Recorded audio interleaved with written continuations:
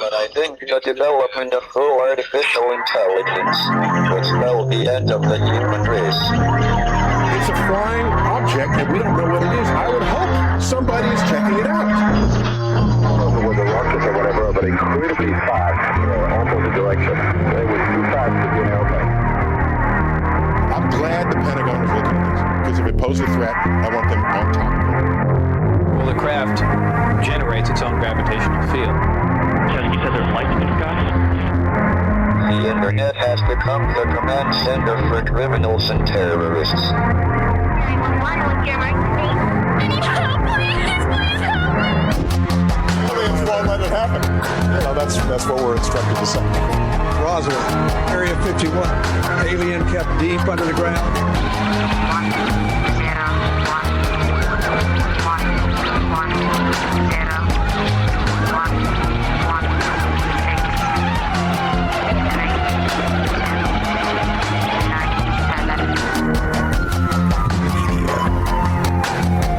doesn't have your best interest in mind.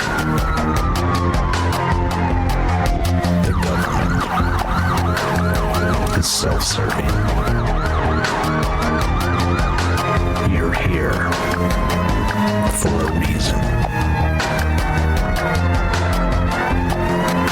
You're listening to Troubled Minds Radio.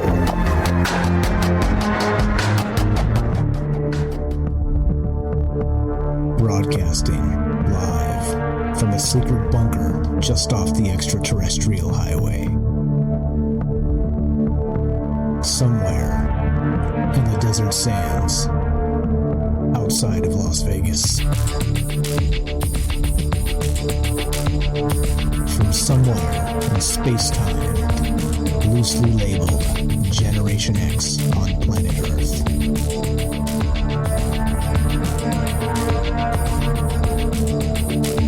And asking questions of you in earnest into the digital darkness.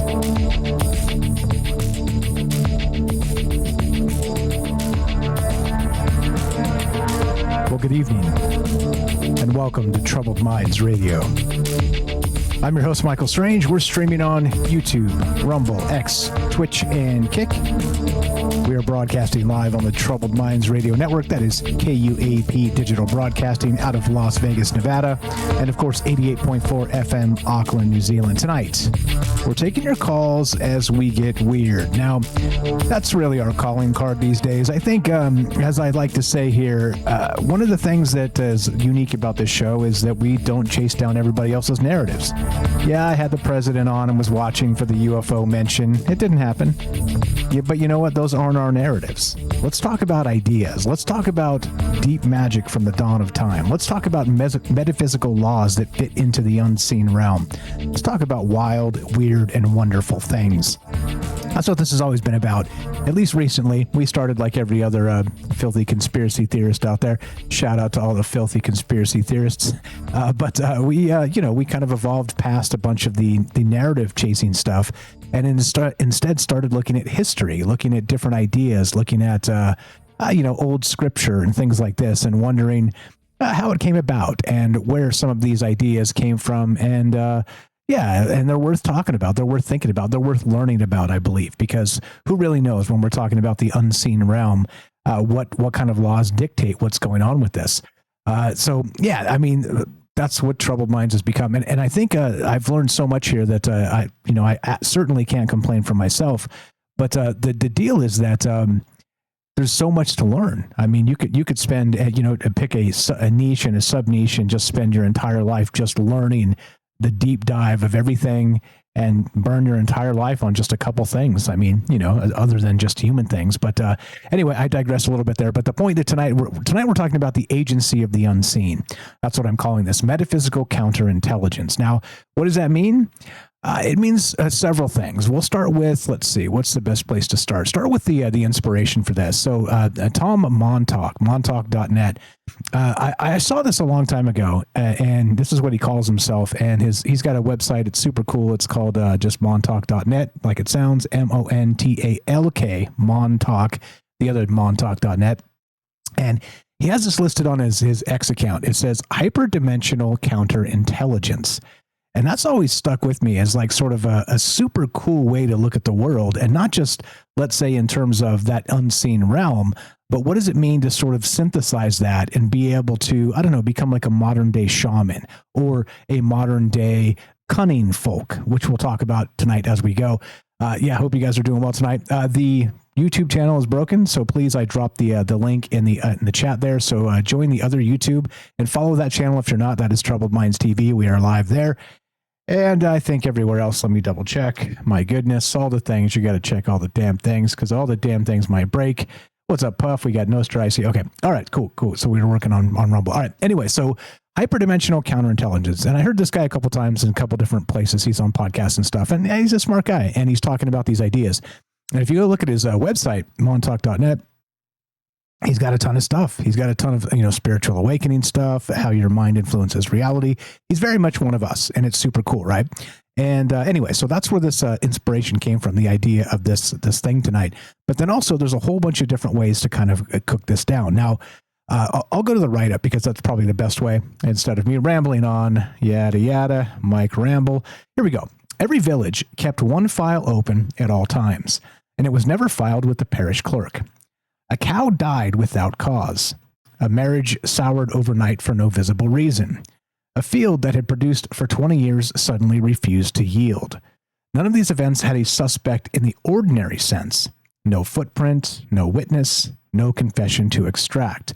What they had instead was a signature, a pattern of effect with no visible cause attached to it. And the person qualified to read that signature was never the magistrate. It was the cunning man or the cunning woman, and what they were actually running, described plainly, was a counterintelligence desk for incursions nobody else in the parish had the instruments to detect. So treat the premise seriously for a moment instead of decorating it. This is straight from the write-up. A hostile action originates somewhere outside ordinary three-dimensional causality. A source acting on the visible world from an angle the visible world cannot directly observe. The effect lands here, in a sick animal, or a failed crop, or a wasting illness.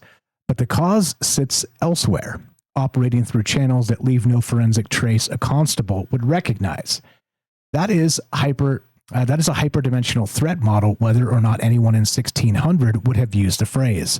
And the cunning folk built an entire tradecraft around detecting it, tracing it back to its point of origin, and closing the channel it came through. Now, that's the point tonight. I was doing some of this and kind of running down the ideas, and there's this old idea of the cunning folk themselves, also known as folk healers or wise folk, were practitioners of folk medicine, helpful folk magic, and divination in Europe in the Middle Ages until the 20th century.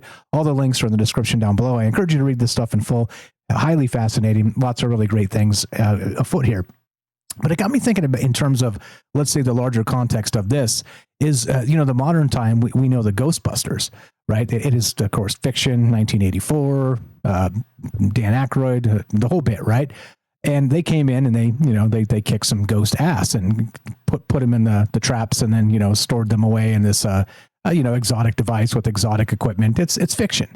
But it is one of the things we recognize in the modern sense when it comes to sort of something like the cunning folk, or something like an actual practitioner that would be able to sort of sniff out a curse or a ghoul or a specter or a plague on the land, and be able to actually sort of turn it around somehow and recognize what it was, what gods or spirits needed to be appeased, and then be able to sort of kind of sniff out what it was and then appease it, do the things that are necessary to get the land or the animals or the whatever's going wrong to get it back and make it right.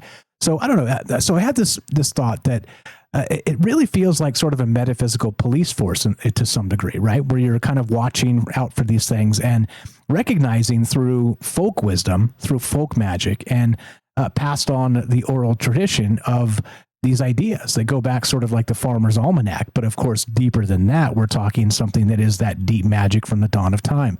I love me some C.S. Lewis. That again, those two chapters stuck with me so deeply forever that I talk about them often, because that deep magic from the dawn of time idea is this folk magic that goes back further than anybody could ever dream, because it is that oral tradition. It was passed on without writing. And so this type of stuff to me is highly fascinating. And so we're going to get back to this in just a second and take a quick break.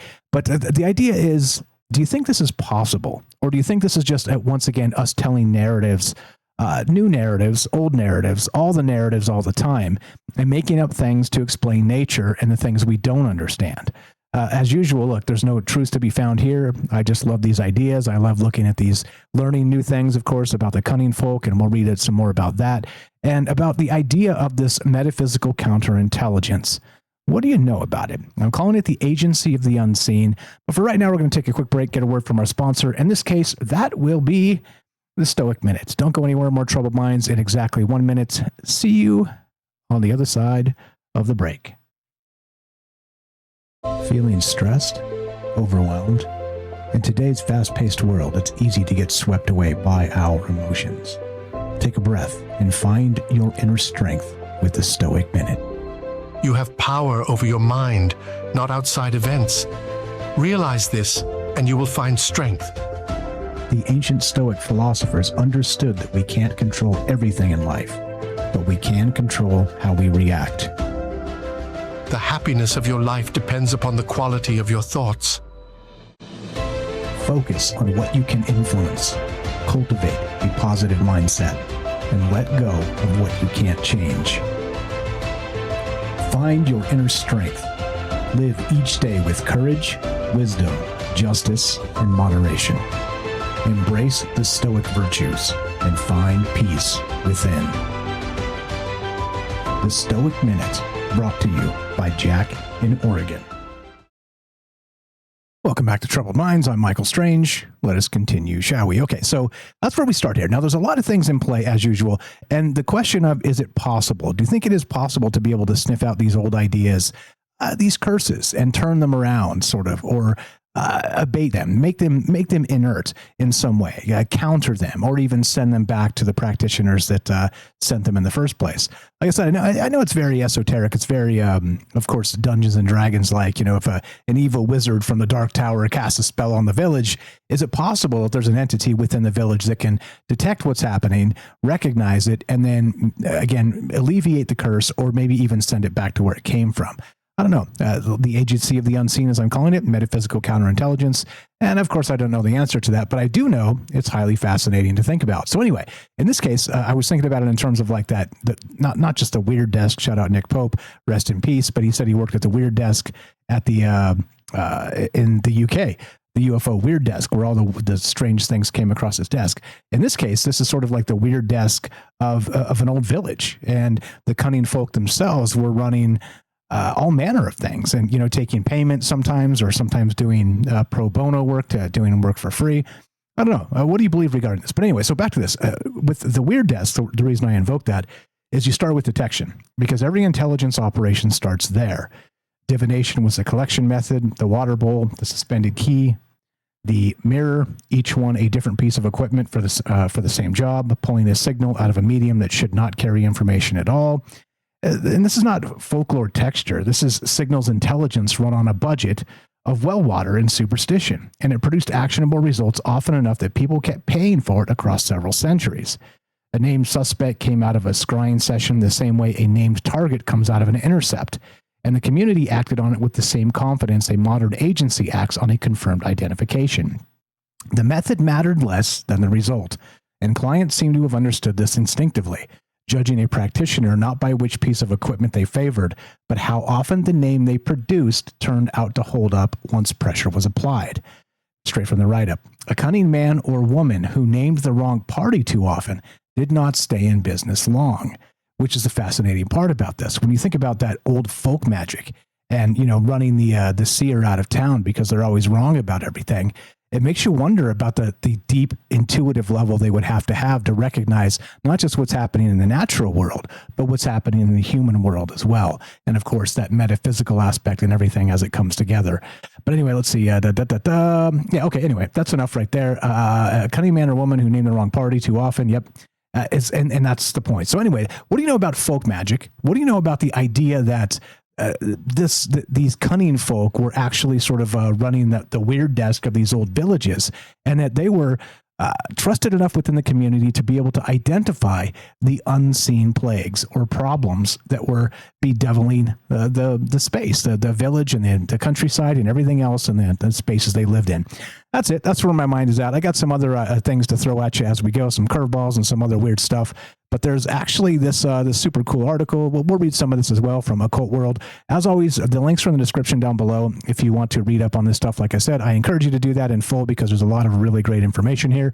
But anyway, what do you know about it? We are taking your calls tonight if you want to be part of the conversation. That would be 702-857-6939. Click the Discord link at troubledminds.org. We'll put you on the show. It's as easy as that. Thanks for being a patient friend. Let's go to James Salcedo. What's going on? How are you, sir? Welcome to Troubled Minds. What do you got for us tonight? I'm okay. Can you hear me? Yes, sir. Loud and clear. You sound fantastic. I haven't touched any of my dials, so everything seems to be as it should. Welcome. Good. Yeah, this is an amazing topic because I can tell you from just the research I've done through the years, all these this old folk magic, all these operations, however you want to look at them, these processes, they still exist in today's world. They're just not advertised as much, as often, because of modern technology, science, all these things. But if you look around online, you can find accounts from people talking about their experiences where they know someone or their family or someone in the area went to a person who was able to sense these things, pick up on these things, and deal with them, and or people that were having experiences where they feel like one of these people was sort of the opposite end, where they were causing these things to happen, negative things to happen, and they had to basically leave the area, or they had to find someone else to counter that. And so all this is still happening based on reports today. Yeah, and that's the wild part about this is that all of this stuff has been, as you're describing, this is something that goes way, way, way back and is all over the map too. When you start to look at how some of these remedies were applied, how they were detected, and I can't help but think when I'm thinking about the idea of this agency of the unseen, the metaphysical counterintelligence, the idea of witching. They still pay people to go kind of out in these random fields with the stick and sense the water underground, where the modern what would be geologists would say, now there's no water down there, but they still pay thousands of dollars to these people because they can go find a well where there supposedly is no well. I mean, that right there really screams this intuitive folk magic to me, whether you want to believe this stuff or not, like I said. And remember, all the disclaimers do apply. There's no truth to be found here, all the stuff, yada, yada, blah, blah, blah. But I think if that is the first step into this, then certainly there are additional steps that kind of come as part of that ancient, the deep magic from the dawn of time. Fire stuff, go ahead. Yeah, and I think another name for that also is dowsing. I think we've probably all heard of dowsing rods before. And those are used for that same purpose of finding wells, really finding anything in nature, but also finding supposedly spirits, apparitions, souls, ghosts, whatever you want to call them, in places. And they've even been, in some cases, some groups of paranormal investigators, some people, maybe one person on a team or maybe more, sometimes they'll use those. They'll have someone on the team that is very familiar with using dowsing rods as part of the investigation to get yes or no answers. And so it's fascinating that, all this stuff, I mean, it's still included in modern day things like paranormal investigations, which is meant to get back into that whole space. But also, like you were saying, I've heard of those cases as well, where major companies or families looking for wells on their property would go to these people. And of course, how do you do that? You have to talk to people in the area and find out, hey, is there anyone in this area that can do this? Or even someone not in the area, but you have to talk to people and know people, I guess, to find out and to get in touch with those people that can do that, to then have that process done. Yeah, which is, again, just the beginning, sort of the toes in the ocean version of this. But then you go back and you look at curses and you look at some of these other things. And I wonder, we've talked about curses in the past, and since we're talking about folk magic, it certainly fits into that. But is it possible not just to sort of alleviate a curse or, make it inert, like I said, is it also possible to kind of cast the magic back to from whence it came? And sort of the Uno card. We're always messing with the Uno card and the other chat there. But kind of I see your spell, but I recognize where it came from, and as a result, I can send it back to you. I mean, this type of stuff like really fascinates me on how this would have worked, or again, just kind of doing. I don't know. Like I said, I don't know a ton about this, but I know enough about it to be fascinated by the aspects of it and how far back it does go in this wild space of folk magic itself. What else, Scott? Go ahead. As you know the timing better than I do, but so you're welcome to stay, of course. And we got about four-ish minutes left. If you got anything else. Yeah, no, happy to stay. And I haven't. This is sort of one of those things where it's on the edge of what I do. The research I do into people's experiences with paranormal, unexplainable, anomalous experiences and all that. And but it does come up from time to time. And yeah, I've heard that there are people that know how to reflect. Basically, it's even put that way: reflect curses or spells or intentions or any number of things. And they're all words I've heard before. So I'm not even picking things sort of out of nowhere. But basically, people can. Certain people know how to, or have figured out how to reflect these curses or spells or intentions back at their source, even stronger, sort of almost like the idea of a mirror in a way as well.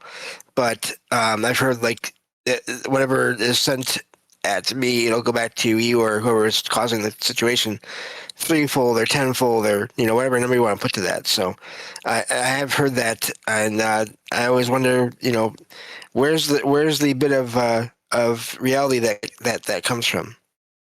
Yeah, agreed. And again, so the question I always like to ask too is, how weird does it get? Like, how deep does this go? I mean, we've heard of the term the invisible college. We've heard of like these esoteric systems of secret societies going back to the Dionysian mysteries and things like this that are like ancient, not just sort of a weird Yale skull and bones or something from modern times. We're talking about this ancient stuff. So I don't know, how weird does that get, and how much of this stuff did they know? I don't know. For me, I'm as I keep saying, I'm fascinated by this, but I don't know what the limit is. And clearly, I think as humans in sort of the metaphysical sense and looking at that unseen realm, we don't know what we don't know either. But I think there are some among us that might. And that's really the reason I'm talking about this is, do any of you guys know anything about folk magic, about folk curses, about sort of cleansing them, reflecting them, as James just smartly pointed out? I don't know anything about it, other than I think this is a really great idea. And it does remind me of Dungeons and Dragons. Shout out Nostradamus over there on Rumble. But yeah, I mean, I don't know. And it does, like you said, I think it does fit very well into what you do, James. It's just not that you dig into this too often, the folk magic version of this. But I mean, if there's a haunting, let's say in a particular house, this would be sort of the entities, this agency of the unseen that you would sort of go to as a proto Ghostbusters idea, right? To sort of quell the poltergeist in the space. And that makes some sense, doesn't it? It does. There's no, I mean, depending on, of course, any organization tied to a major religion will say that we have the best system of dealing with all these things in some cases. But there's no one system or one way that everyone uses to deal with these things, or one religious background, one cultural background. It's basically anything that people are used to, familiar with already, or if it's an extreme enough situation, they will just start looking around and talking to people and saying, "Hey, we have these problems at our place, and we need someone to help with. And what do who can you refer to us?" And that's something that you hear about, and it's not just this organization or that group or this type of person. It can depend on the area, but also just it also can depend. The effectiveness can also vary as well in each situation. which is the point and why we're talking about it tonight. That's James Salcedo, of course, the glue of the show, the paranormal expert at Troubled Minds. We'll talk to him momentarily. Go follow him at salcedoparanormal.com, SALSIDO paranormal.com. Tonight, I'm calling this the Agency of the Unseen, Metaphysical Counter-Intelligence. Is this possible? Can we sniff out the rules of the cosmos, the unseen realm, and actually find a way to remedy bad juju as it happens? Love to hear your thoughts at 702-857-6939. Click the Discord link at troubledminds.org. Don't go anywhere. Be right back. We got Jen coming up and your calls as well. See you on the other side of the break.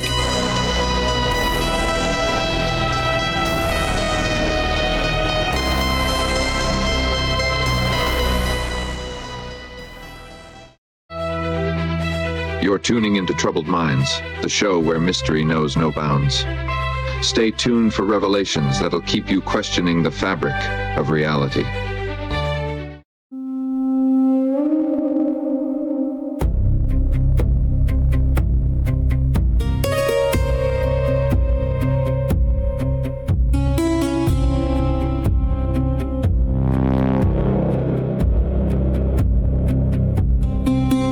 There's a door past the churchyard nobody names, where the ledger stays open and nobody's blamed. A cow goes down sick and the field turns to stone, and the priest never comes, so you go it alone. Knock soft, knock slow. Ask what the water already knows. Every curse leaves a trail if you know where to stand. The unlisted agencies got the whole file in hand.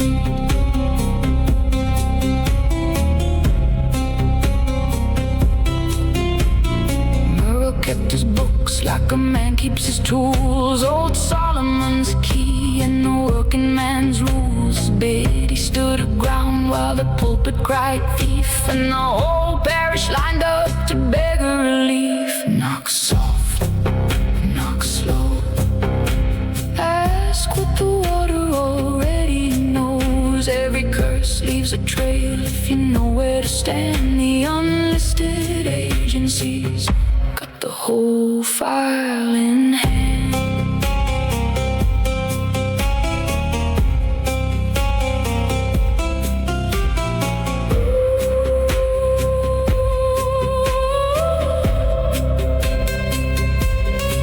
Two houses, one road, and only one wins the right. The church kept the ledger but lost half the fight. Cornwall had its watches, the Dutch had their own. Same desk, no papers, just word of mouth grown.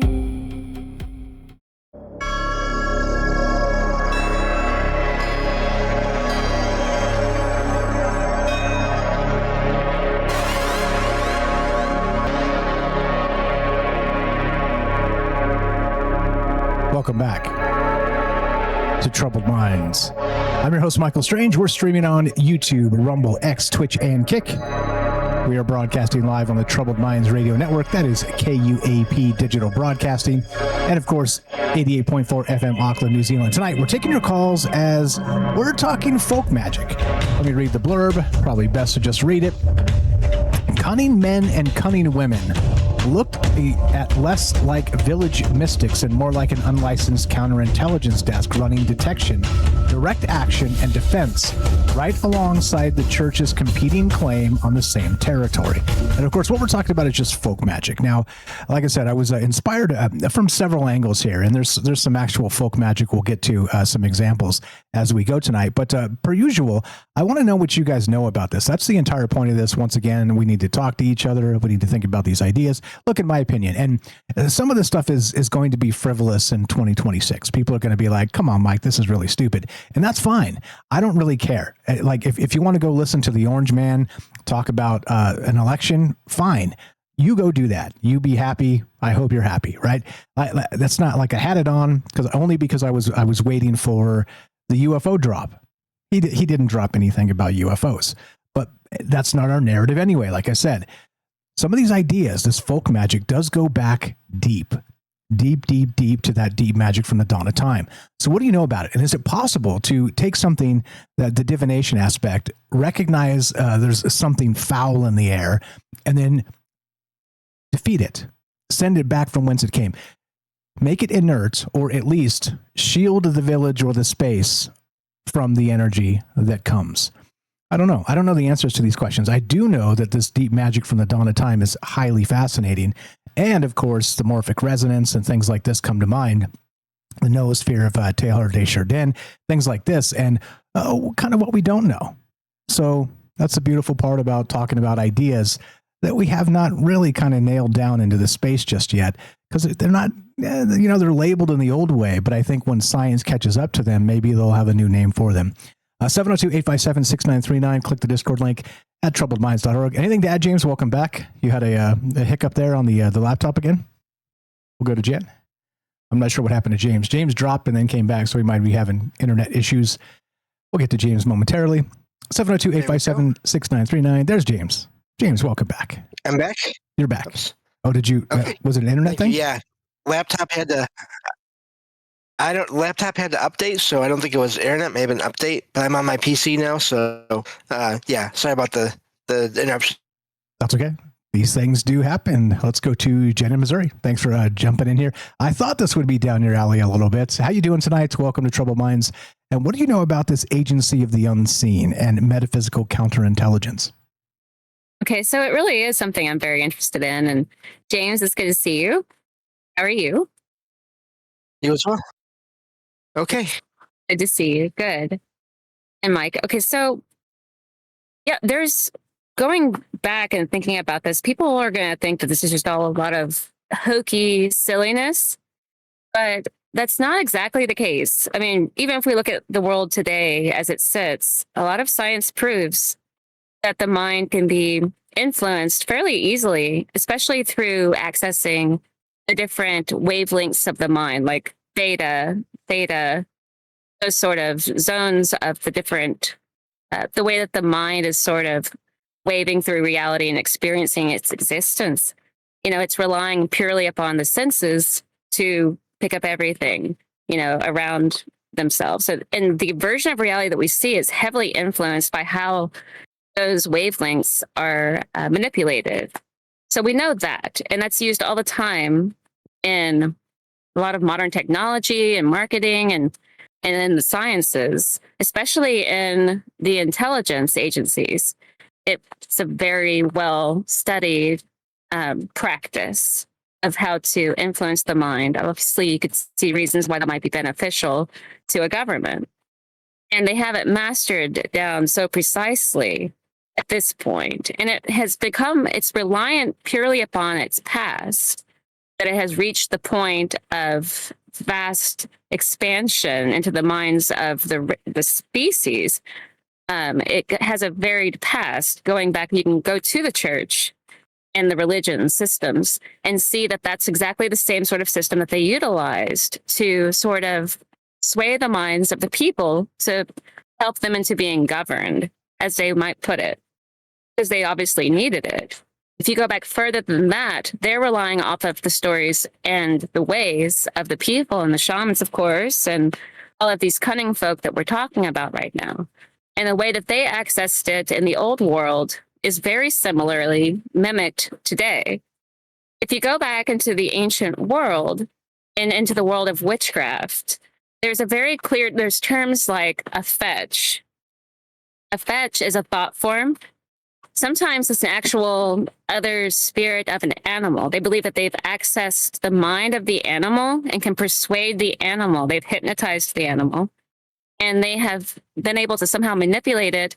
And they're also hypothetically using hypersenses. They had access to a world that was very different from ours. You had exact 8 to 12 hours of complete darkness a day that completely would change the whole rhythm of the way that their minds were operating and the world they were living in. You have to conceive of before there was electrical light, the impact of absolute darkness and how that was a very powerful effect, especially psychically, on the human being. But they would technically hypnotize, hypothetically in this lore, these animals to do things. But besides that, they were very progressive with out-of-body work and travel. Many of these cunning folk could see into the other realm. They believed they could see into the other realm, and they could even access other people in that realm. And they got really good at it. It's kind of like remote viewing, which we know has been heavily studied even today and is fairly well documented in its accuracy. But these same people were seated back then, and they themselves, had that kind of power to be able to see into the minds of the people around them. And specifically in this instance, what we're talking about at this point is that it's necessary to get into the mind of the person you intend to curse or to do anything with. You get into their mind. There's many different methods of doing so, many of them involved with rituals, trauma, and progression, to where you create a psyche that it makes an available space, because the person would have to compartmentalize the ritual they had seen and how that relates to their day-to-day existence. Through that space, they would plant such a thought form or fetch, and it would operate as a type of spy upon the individual. So they're being watched. The person would start to feel these certain sensations. They may go talk to their neighbor. Their neighbor may be such a person, and pick up that that person has been touched in a way or crossed. And they would go into that realm at the same place that these other practitioners would go, the astral plane in a way, if you will. But they would also be working on the mind of the individual to allow them the defenses that would be necessary to protect themselves from this. And the first thing that was most necessary was to bring them back to themselves. This was often done through music. And this was bringing them back to the place where they come from.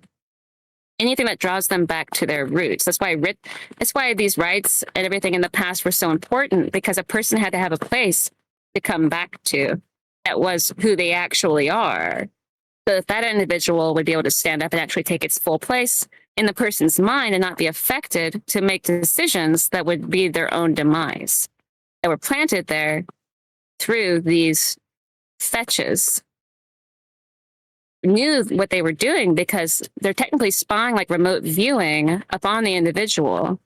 And a lot of the rituals themselves were to convince the practitioner and to put them in the right mindset, but they become very, I guess you would say, almost experts in that realm. And so you're up against something that is superior to your mind's astral projection abilities, and then influenced and oftentimes dissolved for whatever goal there was. And there was always some particular principles that were at work that would, why a person would be chosen and, for what purposes. Yeah, well said, all that. And what it brings to mind is like a sort of a proto idea of hypnotism. Not necessarily where you're kind of Matzel says imprinting, seeing through their eyes, but sort of maybe a communion of sorts in the mind space, or that proto-hypnotism, kind of changing them and recognizing, like you said, them finding themselves. And when you talk about curses, we've talked about curses in the past quite a lot in different ways. And that folk magic that comes too. I mean, I've talked about, my dark night of the soul, and I lost faith in myself, and you see the world in a really dark way, and, all these other things. And you kind of don't even recognize what the influence is sometimes, but it's there. It's certainly there. And, kind of what brought me out of it was the fact that I was able to sort of return to where I came from, to find myself again. I didn't have anybody to help me do it other than, my normal, let's say, support group, but those individuals can't really understand what's happening to you when you're going through something like that. It's really indescribable. But kind of finding my roots and where I came from and the things I was interested in, and starting to believe in myself in just small things became, I don't know, sort of a magical mantra, ritual space to kind of come back from. But I can see how if you had a seer of this, a cunning man, cunning woman, the old folk seers and folk magic types, I can see how they would be able to recognize in you that you had lost yourself, as you're describing, and maybe even bring you back in a very, very quick way because they understood what was happening. And I'm not saying I was cursed or, anything like that. We tend to be our own worst enemy at times, but I think this aspect of the shaman or the cunning man, cunning woman, the seer of old certainly had a role here. And that intuition is deep. It does go way, way, way back, which is highly fascinating as part of it. And fire stuff. What else you got? Go ahead. Yeah, it's all the originator of any type of influence on others. So, I mean, in particular, this environment we're talking about, a type of individual that would even seek to do such a thing would already be possessing some sort of, derangement, obviously. And so that directed mindset can be very dangerous. A fixation on another individual is the way that curses occur. So that's why you can say that the reason that people, maybe even in the modern world, obviously it's a malignant purpose, or they wouldn't have to do it in secret, as they do with top secret programs and things like that. So with Mockingbird and MK Ultra and Sub 119, which I talked about in a recent video I did, about how this is operating, how important it is to recognize that the things that you're seeing around you are influenced by unseen practitioners. And many of these practitioners are intentional to such a degree that they are very highly practiced. And there's also use of substances to access that realm, as people have heard about. This is not just excluded to the government. I want to be clear about that.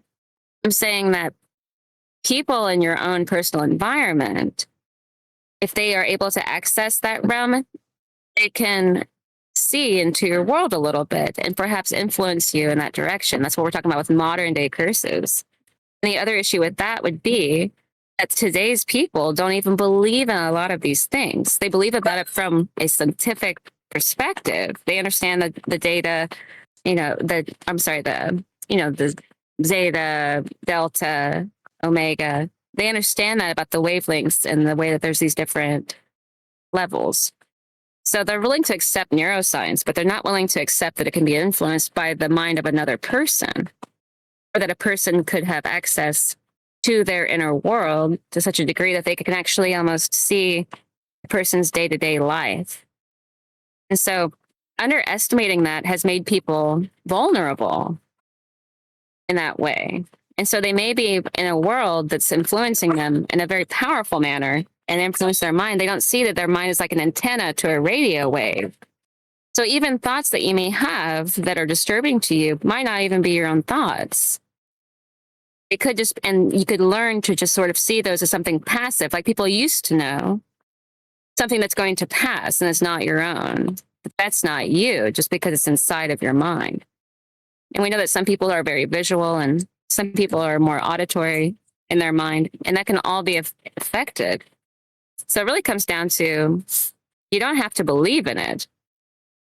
That's why with the CIA and these different programs, it doesn't matter if the people believe in it. They were looking for beyond that, and they did find it. And they found it through these old rituals that we're talking about, and the same sciences that were at work to influence that social body that we don't see.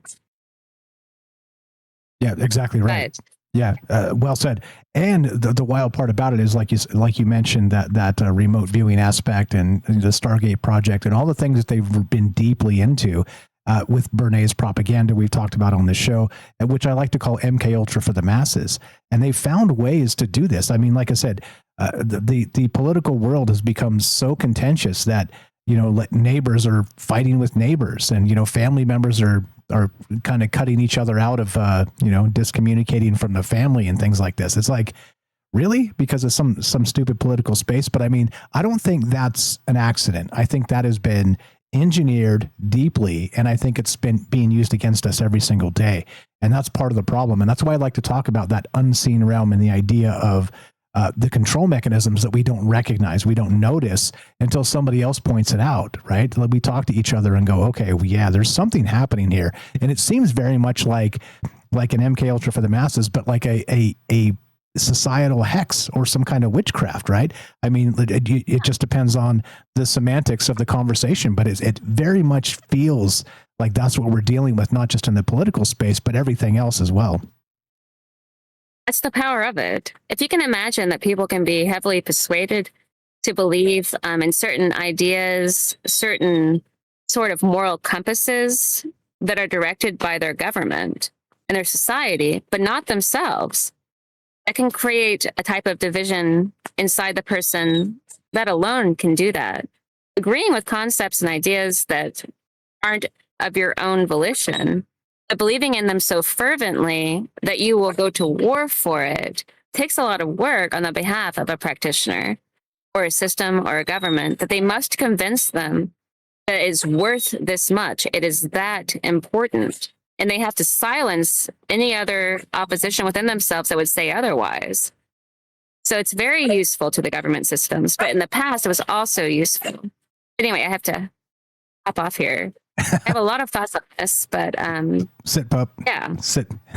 Yeah. You're the best. Appreciate the call. Thank you for jumping in here. And yeah, lots of great ideas there that are going to take us down the road here. Because again, please follow Jen and all the places. She mentioned a thing there. I don't know what she was discussing on her new video, but I can tell you where to find it. troubledminds.org/friends. Scroll down just a little bit. It's all alphabetical. It says follow Jennifer there. Click that and go check out her YouTube channel.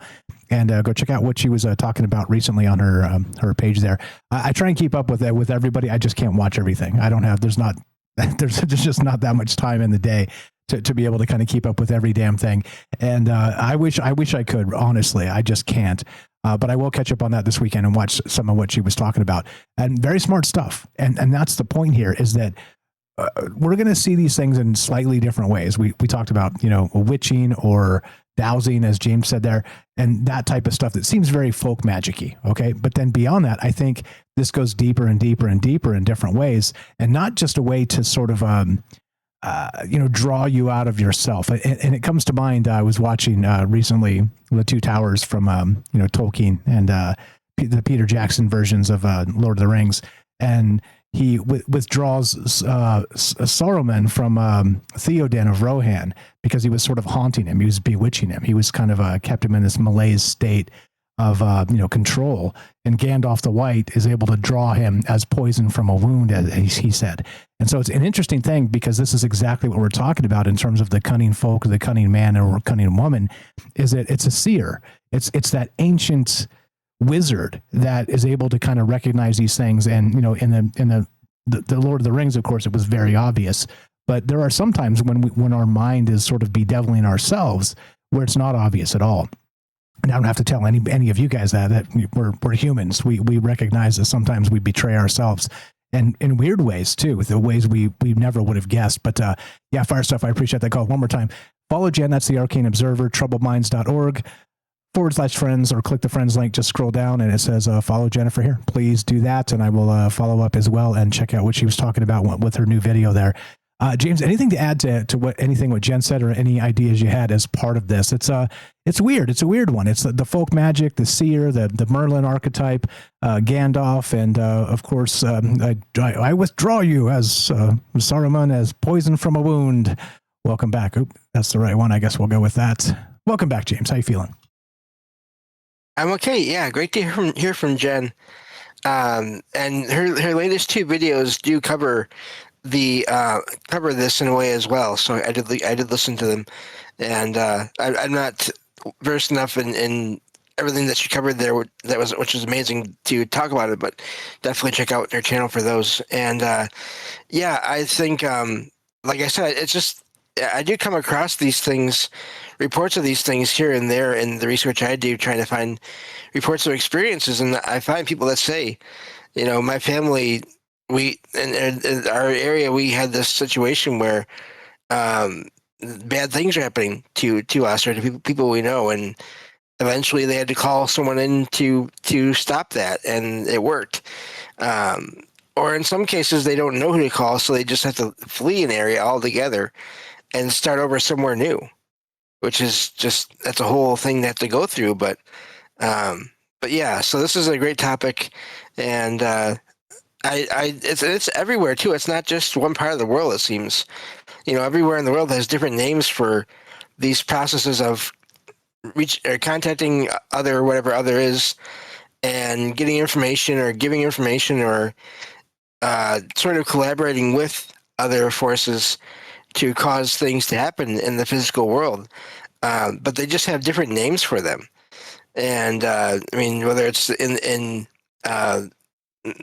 Mexico and south of that area, or really it's everywhere. It's just I think we hear a little more about that from this part of the world because that's where we're at. Those of us that are here in the U.S. But I've heard of rare cases other places as well. Yeah, and the other part that comes to mind when we're talking about this stuff, sort of I'm calling this the agency of the unseen, the metaphysical counterintelligence. We've heard Tom DeLonge, the modern UFO expert, as he's been dubbed, talk about how during an abduction experience you could sort of invoke, Jesus or the Buddha or something you feel very strongly about, and it doesn't necessarily mean one or the other is more or less effective. It's about how you feel about the entity, the egregore that we're talking about, and then able to sort of invoke it and then run off the abduction experience.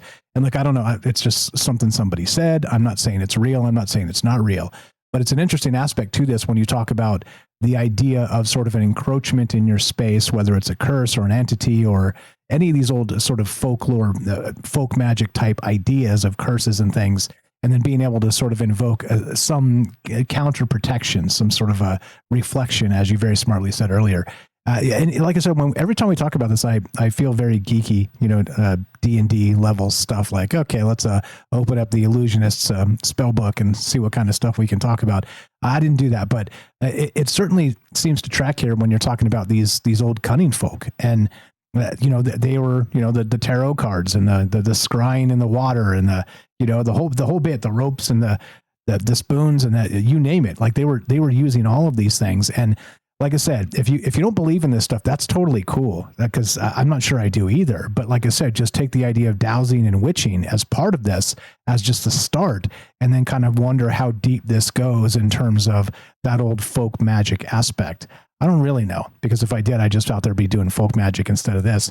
But maybe, just maybe, there's a digital form of folk magic and resurrecting these ideas. At least maybe I'll get some brownie points there. What else you got, James? Got about a minute or so left, as you know.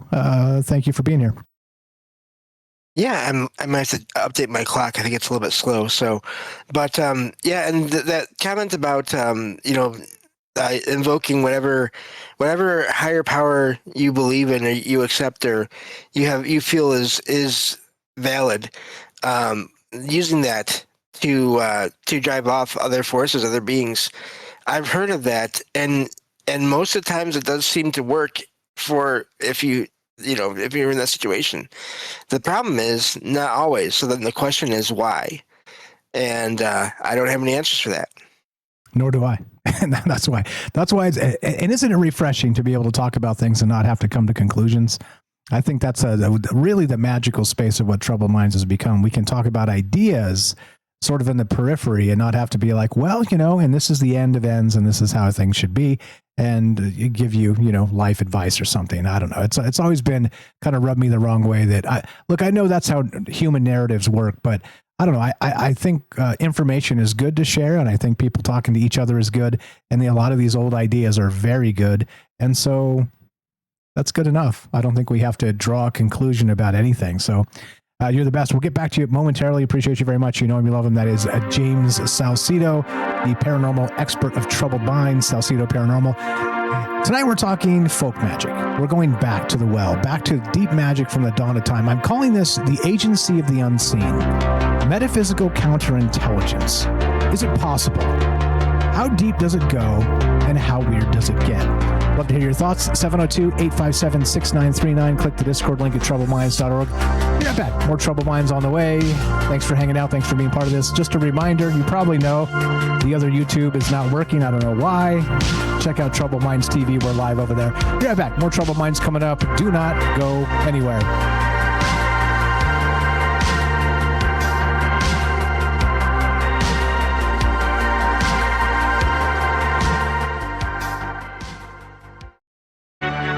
This is Troubled Minds.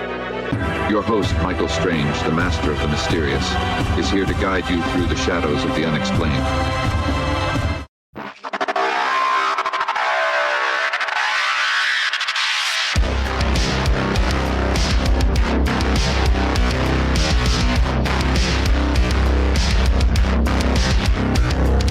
Welcome back to Troubled Minds. I'm your host, Michael Strange. We're streaming on YouTube, Rumble, X, Twitch, and Kick.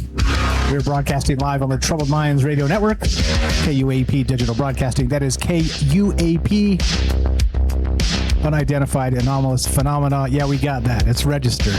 KUAP. And shout out to Bailey. It is not QAP. It is a KUAP Digital Broadcasting out of Las Vegas at 88.4 FM Auckland, New Zealand. Tonight, we're taking your calls as we talk. I'm calling this the agency of the unseen.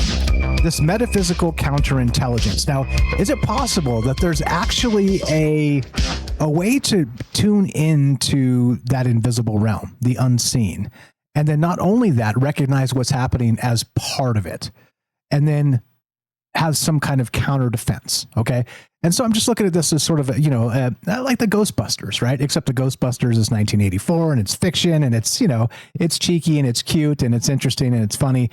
But this is, some of those things, but not all of those things, because we're talking about deep magic from the dawn of time. We're talking about folk magic, and we're talking about curses. And is it possible to not just detect them, to recognize when something happens, when there's a blight in the field that may not be science in particular, because the old ways recognized some of those things that we may miss today in sort of the hustle and bustle. And speaking of the hustle and bustle and missing things, as you know, I'm speaking for myself, but everybody out there we're not talking to whippersnappers that are 18 years old anymore. Most of our crew is probably like at least 30 plus. But doesn't it feel like the older you get, the faster it goes?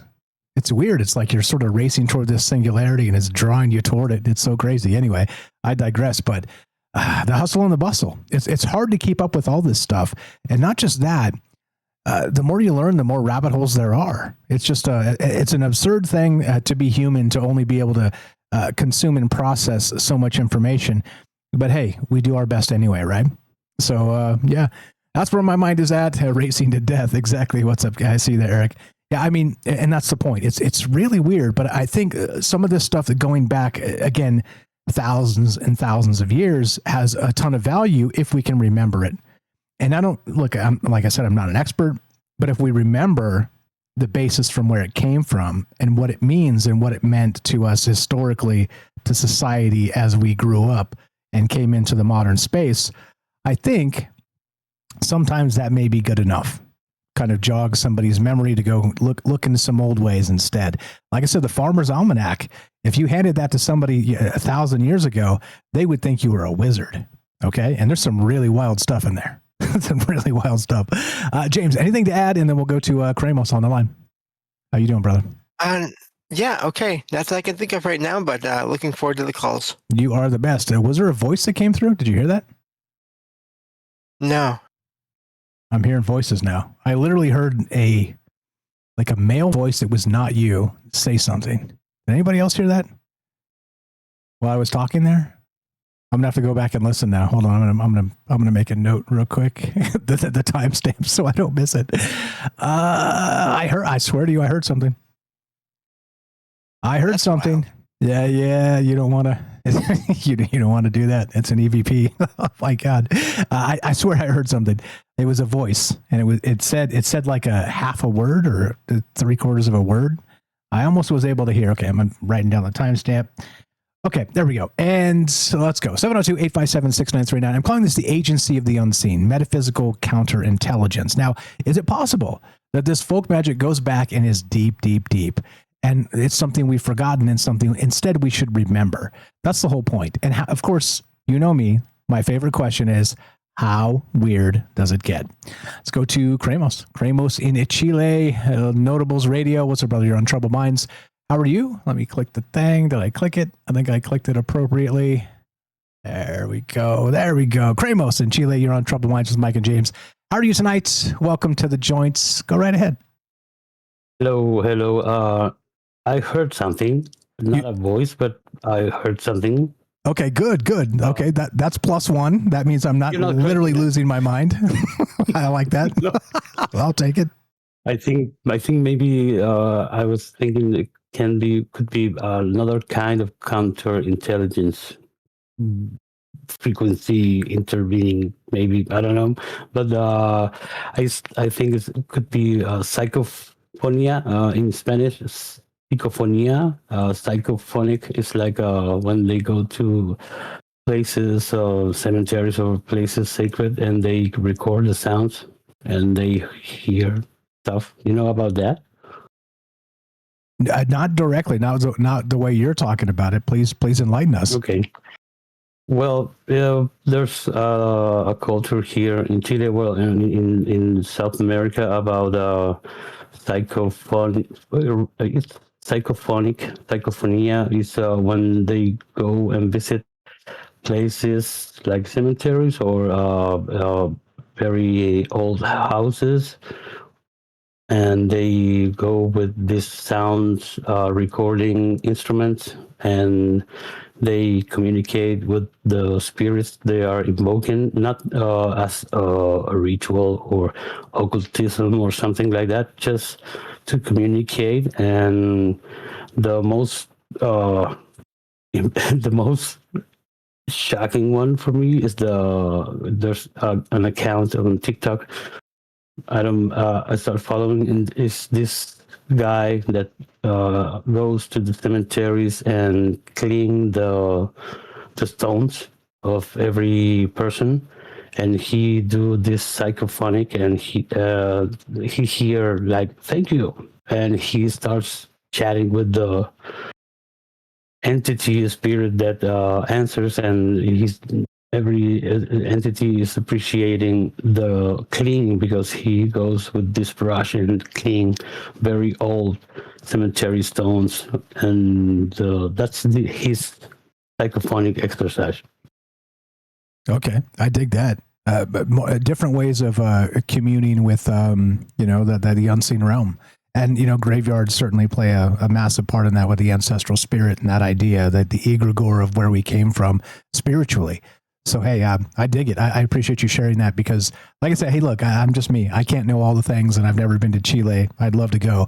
It's one of the most beautiful places in the world, I'm told. But thank you for sharing that. What else you got for us tonight? We're talking old magic, like folk magic, curses, being able to sort of stop them maybe, or any number of things. You know us. We kind of take a wide berth on these ideas and talk about them. And what do you know about it?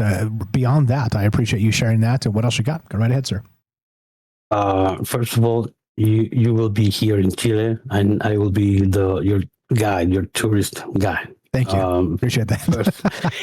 It's nice to have friends. Yeah, hey, of course. And before, I'm going to save my experience for later, but I was reading your article and I was hearing the calls, very interesting. And first of all, I want to ask you and James if you have or known about the experience of like this energy cleaning houses or protecting houses or protecting, cleaning people, spiritually talking. That's my question, and I will leave my story for later. But I'm very interested to know if you have experience or knowledge about those energetic, spiritual cleaning or protection for places or other people. Great question. Thank you. You first, James. I've heard of these things, different methods, different processes. Different people say things work and other things don't work. I have not really. I'm more of a cataloger of experiences, more so than doing any kind of work myself. That keeps me busy enough as it is. So, but I have heard of that. Yeah, there are people that have developed methods to do that, and it's always seems to be you never know how things are going to turn out overall. So, not that I don't think anyone should do it. I'm just saying, just be careful either way. Yeah, agreed. I think it's called a apotropaic magic, where you do something in the space, whether it's saging or whether you put up a charm on the door, the threshold magic, things like this, right? Where you're able to do, and it's funny that you say that. I travel all over the place. I'm a driver. I'm doing all kinds of different things, and I see different houses and different buildings, and some of these buildings are really weird. They're very Masonic and courthouses and things like this that are very, very like deeply steeped in these old ideas. But also, I see some of these charms that people put on their doors, and it's like I'm just learning more and more about this type of stuff. But I mean, saging is certainly one. The apotropaic magic of the threshold of some sort of charm that kind of keeps the evil spirits out, things like this.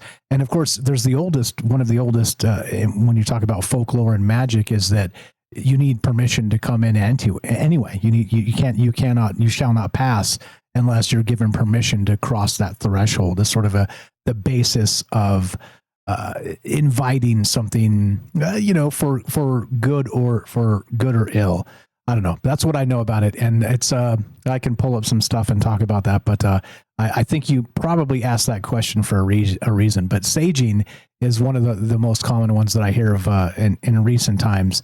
And it's what most people talk about when they call into the show over the years, talking about this exact type of magic, sort of cleansing a space of all the rest of all the ideas that we're talking about, the evil spirits or evil juju, bad juju, whatever.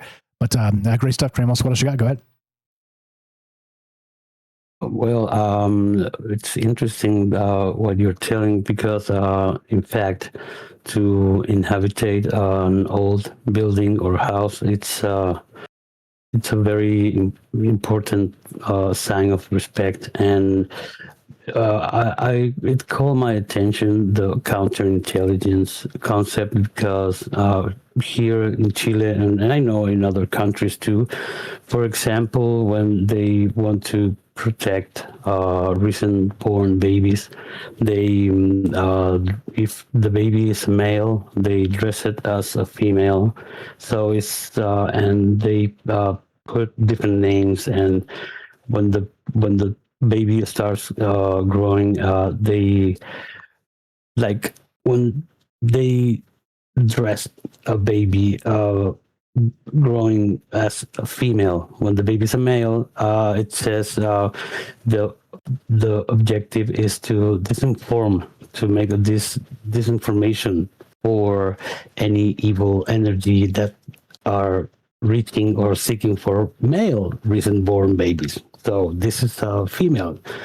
So it's like this intelligence, counterintelligence, but in the spiritual and energetic realm, I think the operation of disinform evil agents in order to protect this recent baby. That's what I thought, and that's what I think about what you're saying in terms of you can do the same with buildings or spaces, because they open portals, I think, and you need to seal or protect those spaces or prevent evil enters. Yeah, I follow you. Let me ask you a question regarding the dressing the babies as the different genders. What is that supposed to do? Is it sort of a misdirection so that they are not easy to latch on to in the spiritual space because it's ambiguous? Yeah, it's like for example, I don't know if you saw the movie Dragon of the Bruce Lee story. There's this scene where, well, in the whole movie, Bruce Lee needs to confront the demon, and the demon was an heritage of his father. And there's this scene that reminds me of what they do here in Chile, also mostly in the south, in the farm communities, to disinform and avoid the fixation of evil or demons in the recent born baby. In the movie of Dragon of Bruce Lee, the father explains to Bruce Lee before he gives him the money to go to the United States. He told him, like, we dress you as a female baby because we were trying to avoid the demon to go after you, but you will confront him eventually. So it's like a protection for the most vulnerable period of the human being that's being just born. I see. So shout out Dragon Rose in the chat says, isn't that also why people have middle names to confuse entities by making it difficult to know their full names? Very Rumpelstiltskin. Very. Yeah. If you know everything about the entity, and look, that plays in 2026 in the digital space as well. Like if you know my IP address, you know my real name, full name, you know my birth date, you know my social security number. Certainly, these types of things come into play, and it's not magic. It's just modern day shenanigans and crime and cybercrime and all the rest of it. But it is interesting that we have these protections of our closest identity space, and then there's some people that are just like sending their DNA out to 23andMe. I mean, it's like, hey, people, would you stop sending your DNA to these companies? Would you please stop doing that? Anyway, go ahead, sir. My cousin sent DNA in the pandemic for traveling. You can send your DNA and you can fly safer. And I was like, why? Why? Exactly. Yeah. But nobody's flying safer because somebody else has your DNA. That's a fact. The vaccine wasn't enough safety. No, I need to send my DNA to every airport in the world can see and know that I'm harmless and that I'm not a threat. But DNA, is it necessary?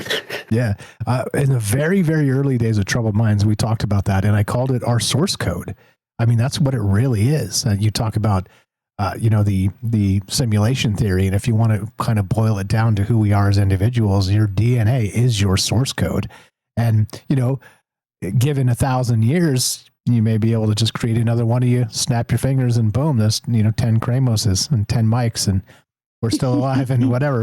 But you know what I mean? So clearly our memories are different and consciousness, and there's some the hard problems, as they call them. But I think in that space, it's an interesting concept to consider that we're just giving away like the most intimate details of ourselves. Hey, you guys may as well just be sending nudes out on the internet. I mean, I'm not encouraging you to do that. I'm just saying, like, hey, if they got your DNA, they can just make a new one of you in the lab anyway. You guys seen that show, the movie with Ewan McGregor and is it Scarlett?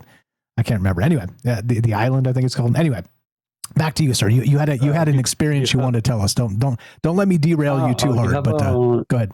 You have a call from Jen, I think. I'm going to save my story for later. No. Go ahead and finish. She called earlier. So she's got some stuff to add. She's got some stuff to add. She called earlier. It's okay. She's welcome to stay for the whole rest of the show too. So go ahead. And you set it up. You want to tell us your experience. Please tell us your experience. Yeah. Like I told you before, I was born in Cuba because my parents were exiled from the dictatorship of Pinochet here in Chile in the 1973. So I was born in Cuba in 1983, and I'm gonna read the consultation that I did and what they explained. So I was born in Cuba, being the newborn of my parents exiled by the Chilean dictatorship.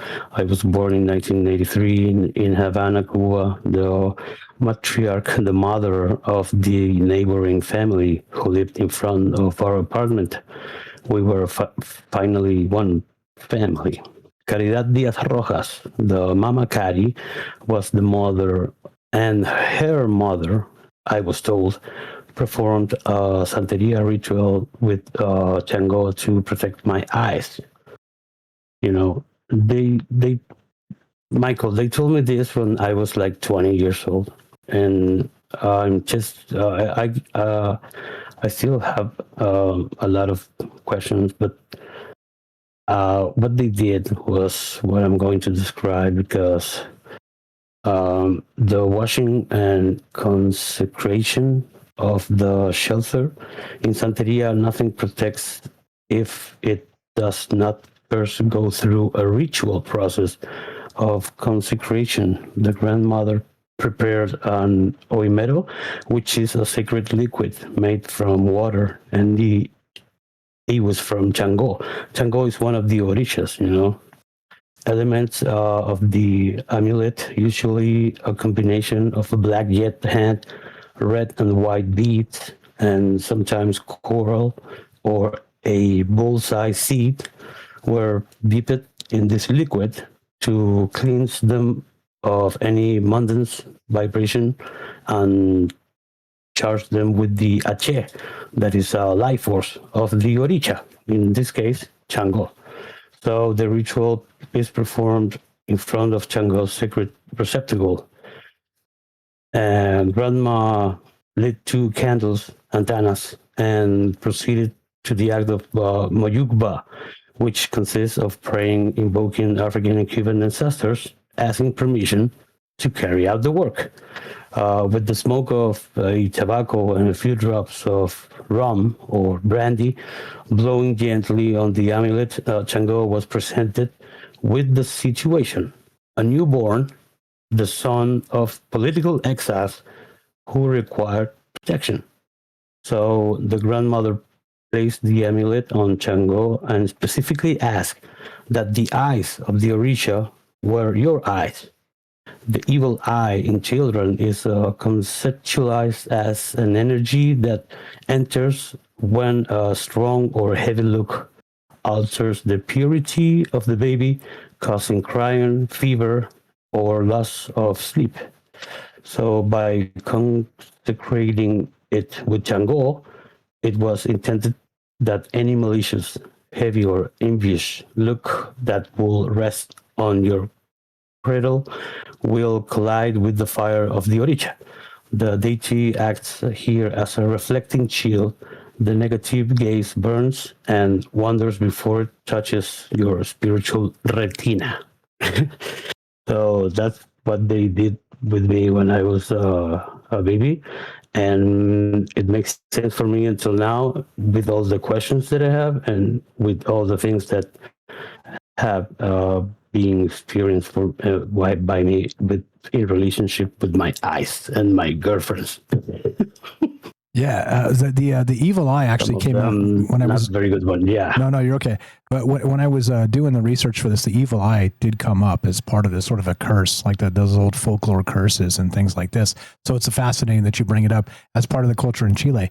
And this is, and don't forget, guys, this is why we talk to each other. This one is Cuban. Cuban. I'm sorry. In Okay. Cuba. Yeah. My mind went 2 different ways there. But yes, born in Cuba, right? So okay. But here's the thing, though. My whole point stands is that this is why it's important to talk to people, because people in other parts of the world have seen things and experienced things that we can only really dream of or maybe read in a book. And then in this case, Kramos is able to say, hey, look, I was born here. I live here now. And this is what happened to me when I was a baby and young. And these are the things they told me that happened as part of me being born, and, you know, the misdirection and all that stuff and the different clothes and all the things. I mean, to protect from spirits, this apotropaic magic. And I just did a quick list of apotropaic magic techniques in ChatGPT, and it just spit out like 100 things. I was like, oh crap, there's so many things. I'll mention a few of them in a second here, but I don't want to take your time. But fire stuff, brother, I appreciate it very much. Like I said, it's important to learn about each other in the different places we live, because look, it is different. We're people and we're the same, but also the places we live are very different sometimes, and it's important. I appreciate you very much. Thanks for sharing the experience and the folklore of where you came from. We got about a minute left. If you got anything else, my man, go right ahead. No, thank you for the topic, because it's enthusiastic hearing from me, because if you're learning from this, that's the same thing that I celebrate when I hear your episodes and the people's calls and James' experience and creations. After all, I'm learning. So if you are learning about this, of course, I'm going to send you a few links about the Orishas, because in relation to your topic, there's a very strong agency of protection for recent born babies and more. Perfect. Thank you, Mike. I appreciate it very much. Thank you for the call. Cremos in Chile Notables Radio. Please give him a follow. You know what to do. troubledminds.org/friends. Scroll down just a little bit. It's alphabetical. And Cremos, it's a C right there. Click that. He's got a link tree. It's absolutely beautiful. And he's working on amazing things. And he's got street cred because you bet your ass, he's been banned from YouTube. So, hey, you aren't anybody unless you've been banned from YouTube, right? like all those guys that are out there making millions of dollars on YouTube. It's like, you guys are kind of sus. Get banned once or twice and then get back to me. Anyway, follow Cremos, please. Follow James. Follow all the rest of the amazing friends down there. Follow Jen. We'll talk to Jen in a moment here. Lots of people make this show go, and that's the point. Tonight, we're talking about the agency of the unseen. I'm calling this metaphysical counterintelligence. Now, what do we know about it? Surely it's folk magic. But how far back does it go? And of course, how weird does it get? Be right back. More Troubled Minds on the way. Don't go anywhere.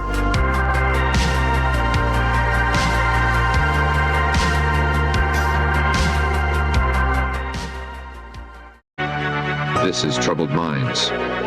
Your host, Michael Strange, the master of the mysterious, is here to guide you through the shadows of the unexplained.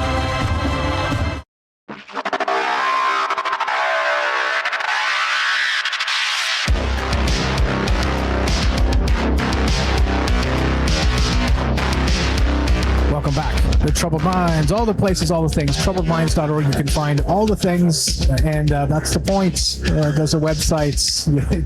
Click the things, do the things, come hang out, come be part of it. Tonight we're talking folk magic. And look, I'm calling this very simply the agency of the unseen. Metaphysical counterintelligence. Now, is it possible that we can pick up on things like the divining rods, witching, or that type of thing? What's the other term, James? Not witching. It's called dowsing. Dowsing, yes, that's it. Like that divination magic of old. And so not only that, right? So those are the toes in the ocean aspects of what we're talking about tonight. But how far back does it go? And the whole point of this, just let me point out a couple. There's a couple of stories that really inspired this. And there's this the Border Reivers curse, and this is from Carlisle, England, 1525, and it's this giant rock that was written in this. A curse is the entire thing. It's crazy. Like I was reading, just a quick brief. The cursing stone of Carlisle, England, is a stone with a curse engraved on its surface. The Reivers, or lawless raiders of the Anglo-Scottish border, angered so many villagers that Gavin Dunbar, the Archbishop of Glasgow, penned a curse in 1525 upon the Reivers that was to read in all churches. Dunbar penned a 1,069-word curse. Serious business, guys. He cursed every part of their bodies, cursed all of their activities, cursed their homes and families. Then he put curses from the Bible upon them, cursed the Reivers from heaven, all human contact, the church, and finally consigned them to the fiery pit. You could say Dunbar was really pissed. And this is from Mr. William Henry Leonard Poe at WadeJoe8 on Twitter X. It continues, in 2001, Gordon Young was asked to create a replica of the curse. So he created the cursing stone in Reiver pavement and carved 383 of the 1,069 words on it. It was installed in 2003. Yeah. Anyway, there you go. This is a representation of this. And the links are in the description. But here's the curse. All right. It is long. See all that scroll? All that scroll is the curse. That whole scroll is the curse. Okay. I'll read just the beginning of it because I thought it was funny. I was reading this and I was like, damn, this guy was hella mad. This guy was hella mad. I curse their head and all the hairs of their head. I curse their face, their brain, their innermost thoughts, their mouth, their nose, their tongue, their teeth, their forehead, their shoulders, their breast, their heart, their stomach, their back, their womb, their arms, their legs, their hands, their feet, in every part of their body, from the top of their head to the soles of their feet, before and behind, within and without. And I stopped right there if you're watching the stream. The rest of this continues. Curse, curse, curse, curse, curse. I was like, damn, like this guy was hella bad. Anyway, and that's really part of what inspired the show tonight. I was like, okay, so the idea of not just a apotropaic magic able to take a space like a threshold or a home, shout out Cremos, and cleanse it and keep it safe from these curses or magic from other places. But then something like this is the curse to end all curses. And I guess the tail ends that the curse was so deep that actually it worked in reverse, and it cursed the village and cursed the area they were in as well. So it wasn't just the curse upon them; it was such a deep curse that they had to actually scrawl a verse from the Bible on it to try and mitigate the curse that was encroaching on them metaphysically. That's how this story goes. Again, links are in the description if you want to read up on that and fact check me. I'm not making this stuff up. This is actual history, wild stuff. And I think that the cunning folk, that's the one story I wanted to get to because I thought it was very important as part of this. James, anything to add to that? Let's not curse anybody's legs and toes and feet and tongues and things, but anything to add? Welcome back, and then we'll get to some calls here. Yeah, no, let's not curse anyone or anything, just to be safe. There are some people in this world that, sometimes I'm kind of tempted, but just in case it can come back, no thanks. But yeah, no, looking forward to the rest of the great calls so far. I'm looking forward to the rest. You are the man. 702-857-6939. Click the Discord link at troubledminds.org. We'll put you on the show. Let's go back to Jen. You were first. Thank you very much for jumping back in here. Fire stuff earlier. And what else do you got? We were talking apotropaic magic and some of the saging and things like that when you jump back in. But of course, you're your own person. What do you got for us? Welcome back and go right ahead. Okay, well, I don't want to interfere with any calls coming in because like with Kramos, that was really important information. Are there a lot of people waiting to come in? Because we got Eric behind you, and it looks like that's it. Okay, so a few things I recall. That's really important what Kramos was talking about with the evil eye with infants, particularly he was saying about new children coming in and getting the eye upon them of disapproval in any way, like that can have, or that there's something disgruntled and they kind of cast it onto them. Out trying to prevent that. And a lot of things in that world are shaped around that, but some particular things that are important. So, if a person was worried about the sort of energy coming into their home, there was a time I had an old apartment that had been broken into, and I put a sachet, essentially a sachet. It had a variety of herbs in it. It had a bit of iron. It had a bit of myself. A bit of yourself is something like hair and nail clippings. And then I put like several other different types of pungent things into it and put it around my doorknob. It was a small sachet and very interesting. People came and went. This was years ago. And they came and went from my apartment to visit and to talk and friends and things like that and to socialize. But there was one individual I actually had some sort of dismay with at the time. This was a long time ago. Another woman. Anyway, she came into my apartment with some friends of mine and hers. And she had come into my apartment. And I swear she wasn't there, but like maybe 15 minutes. And began to say that she just kind of felt uncomfortable. And there was this whole thing going on. And she just wanted to kind of leave. I did think it was because of the sachet. I'm going to be honest with you. And then additionally to that, there are such things as a witch's bottle. A witch's bottle is a sort of like a decoy, basically, which reminded me of what Kramos was talking about. And a decoy is basically like you make something of yourself and you put it somewhere, usually the front porch or wherever actually you may be encountered. And the energy directed from the individual, they are drawn to the direction of the energy coming off of this bottle. The bottle includes pieces of yourself, and it includes defensive, identifying symbols, whatever that means to you in a way. And so you create something of a decoy of yourself, and that effigy is what actually is assaulted and not yourself. Interesting enough, in religions, that is also used when you have statues of saints and things like that, or Mary. The energy is directed at an effigy. This can be like that. That's extremely powerful. You can access that effigy and see for yourself what has come in contact with it if you do develop a sort of sense or feeling. But that is really a big thing. Another thing that's really important is like what Kramos was talking about calling upon ancient ancestral spirits that are actually, going so far back, like the idea of connecting to a particular, even sometimes an immortal force.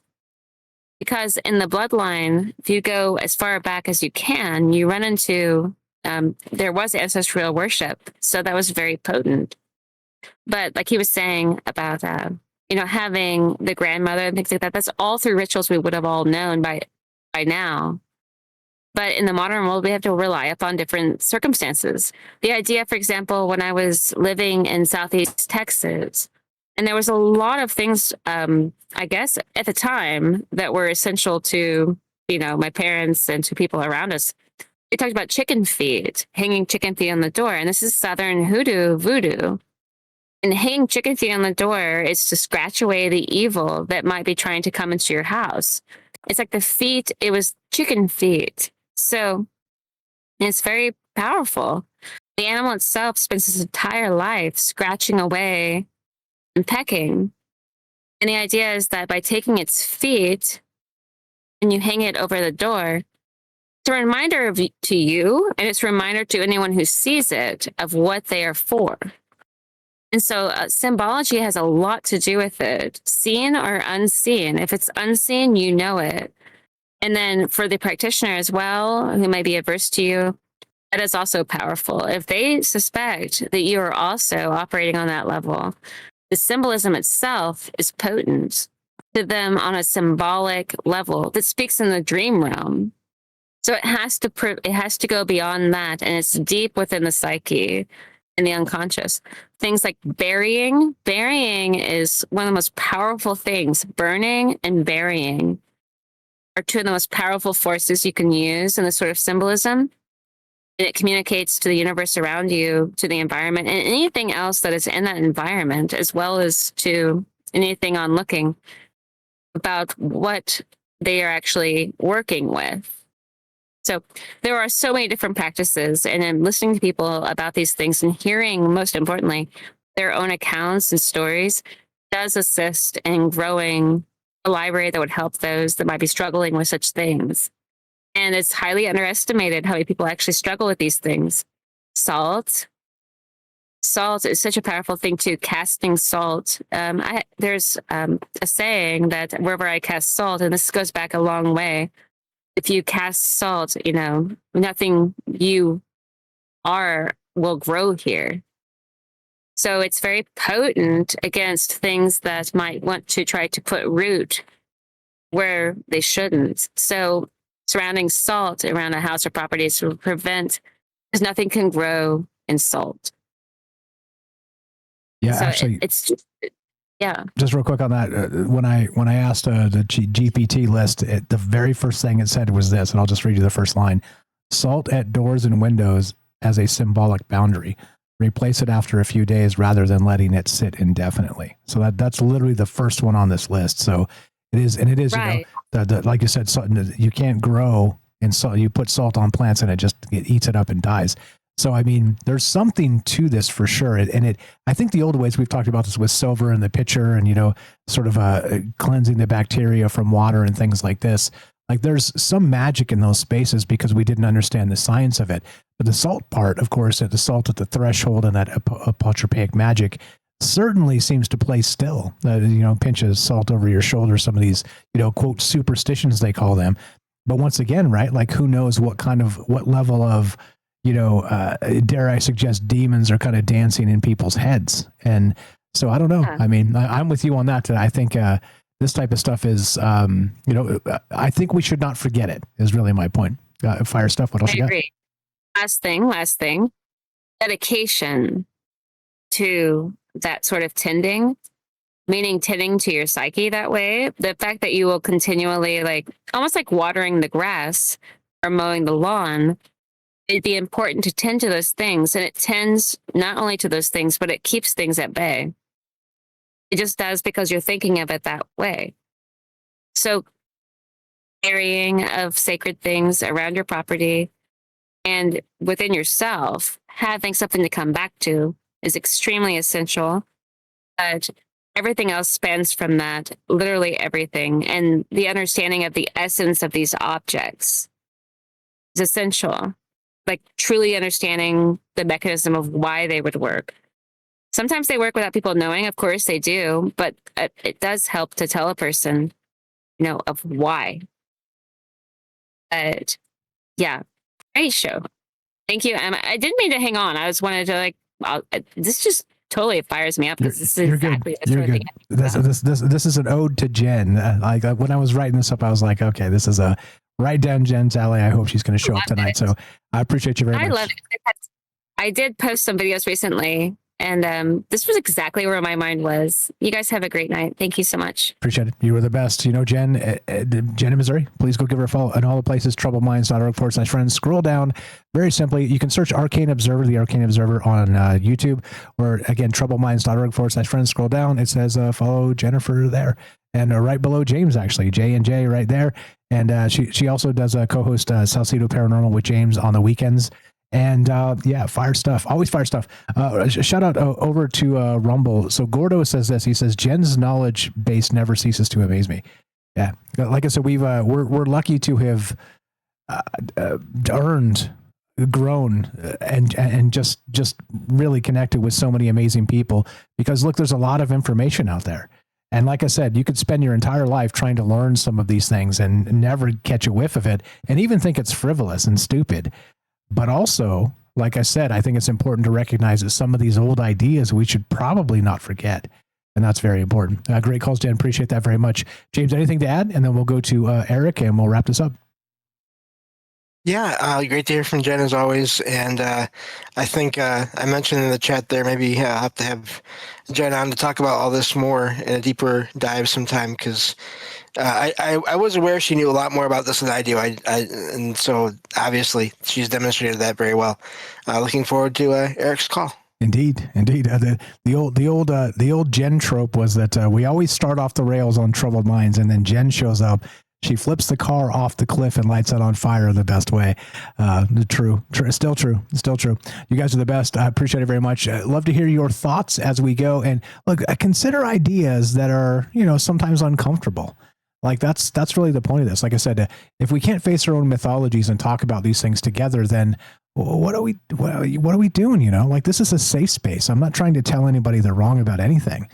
Let's consider ideas. Let's consider these old rituals. Let's consider the things we do or don't know, and let's talk about them together. And maybe, just maybe, there's some magic in the noise. 702-857-6939. Click the Discord link at troubledminds.org. Eric in Ohio. What's up, my man? You're on Troubled Minds with Mike and James. How are you, sir? Go right ahead. Oh, living the Ohio life, man. The dream. Hey, Ohio dream. At least it's not Iowa, so you're doing good there. No, we're all trying to avoid getting diarrhea here in Ohio currently. Oh, nice. I was actually digging into that because we've got lettuce here, and I'm like, I'm talking to Mrs. Strange. I'm like, do we eat this? Do we eat, like, I've got cilantro, I've got lettuce. I'm like, do we eat this?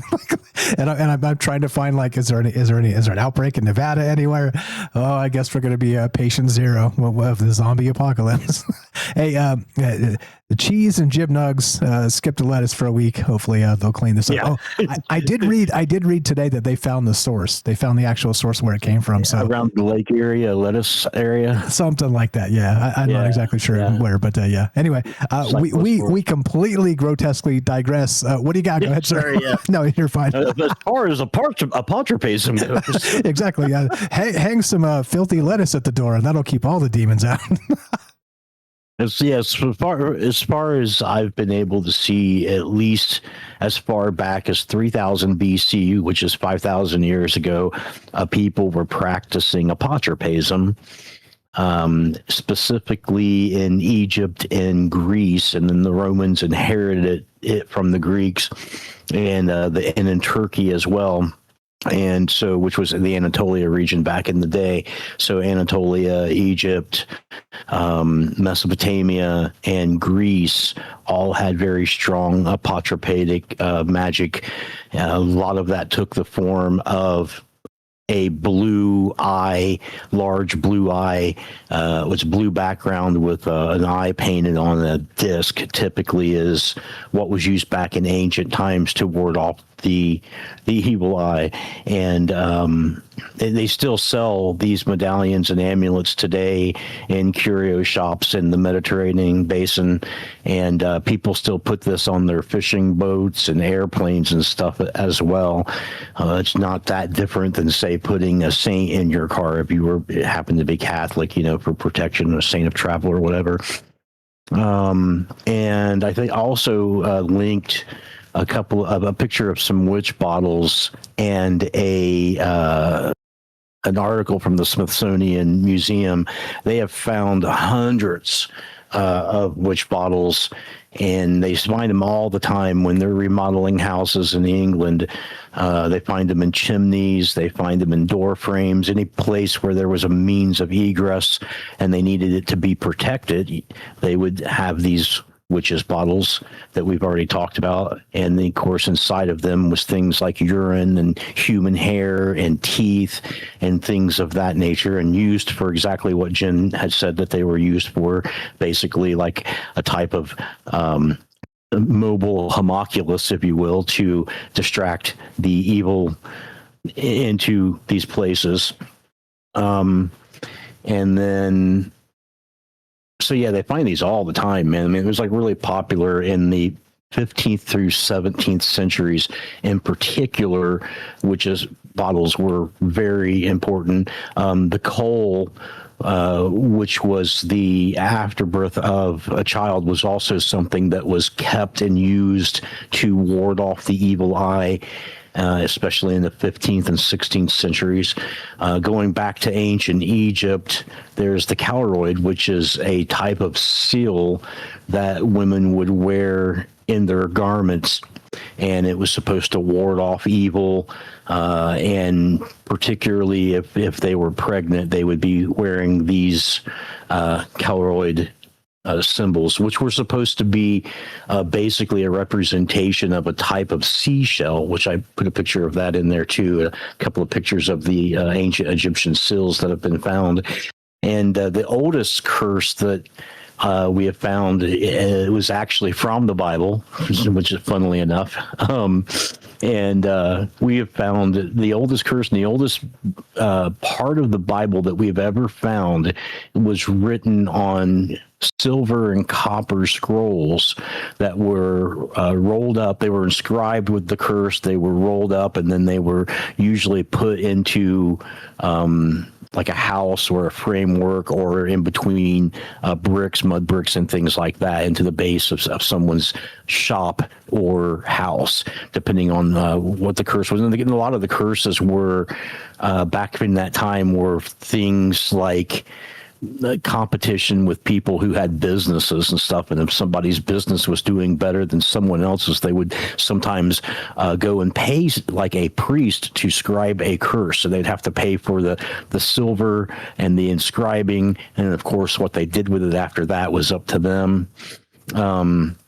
And the Hebrews also had the same situation. They had an expression called "no evil eye," which eventually turned into "knock on wood."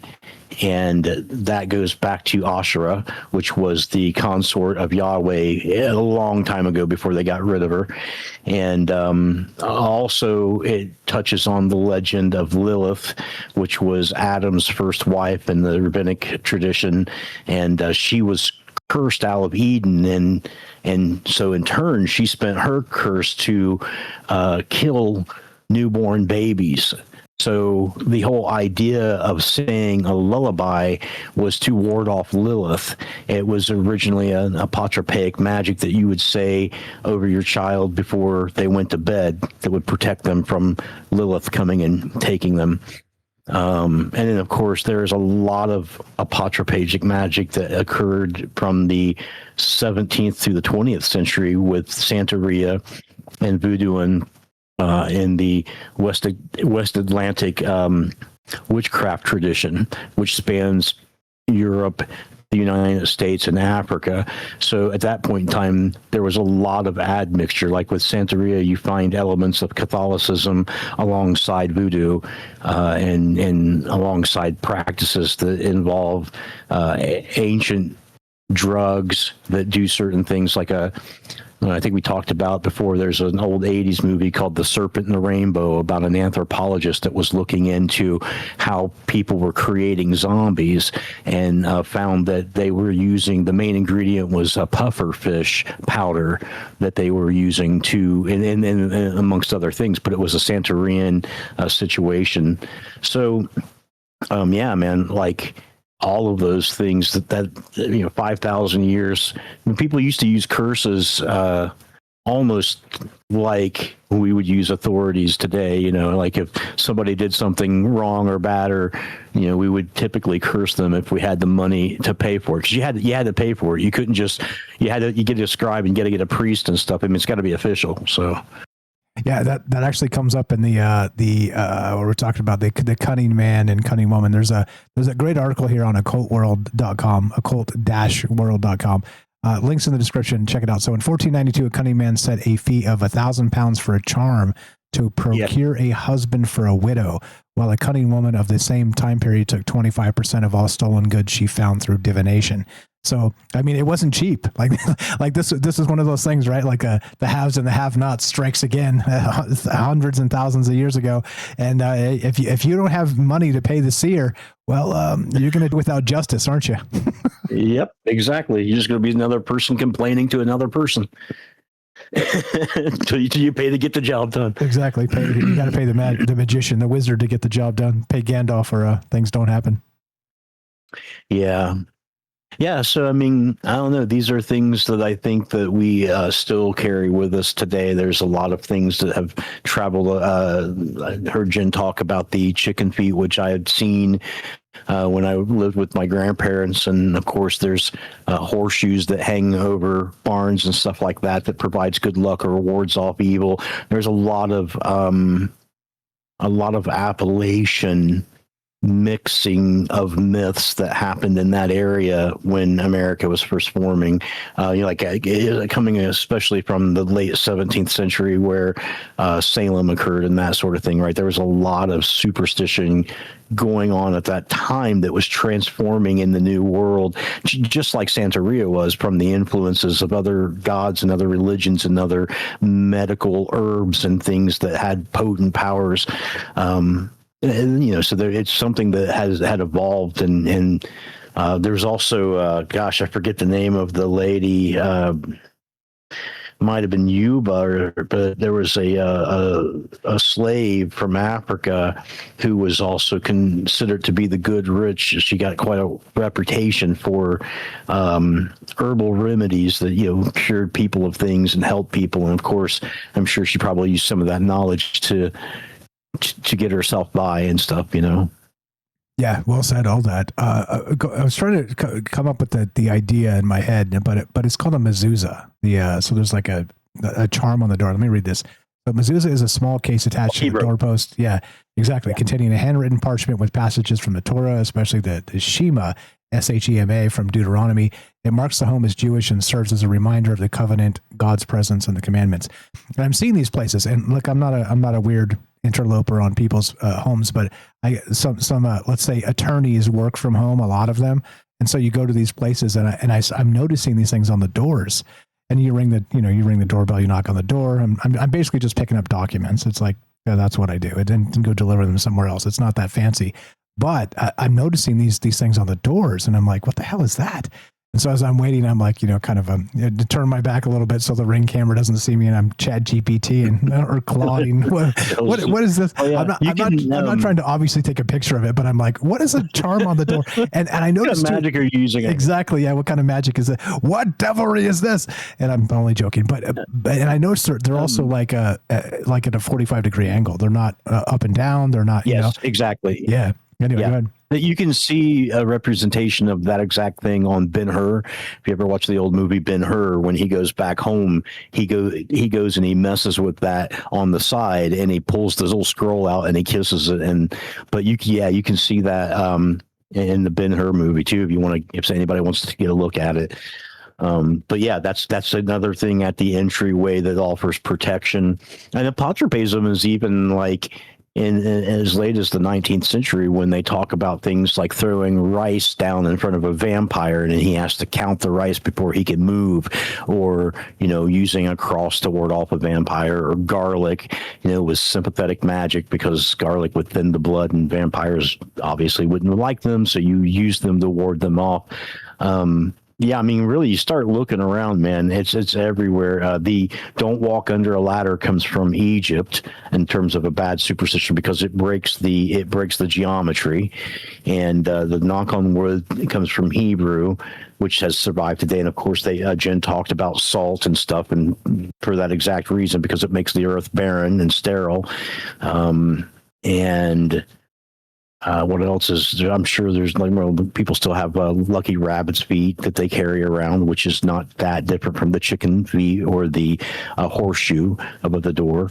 Also, some older people will take the first eggs of spring from their chicken and bust them around their back door in their backyard, and that's supposed to bring fortune and good luck. And then there's all kinds of omens, like a bird inside the house is supposed to be bad luck, or auguries that are types of divination based on things that happen in nature, like a flock of starlings moving in a particular direction all of a sudden could be an augury to a pontiff, an ancient Roman priest. Of course, there's the one I can't even remember how you say it, but it starts with an H. It's like hexaphinx.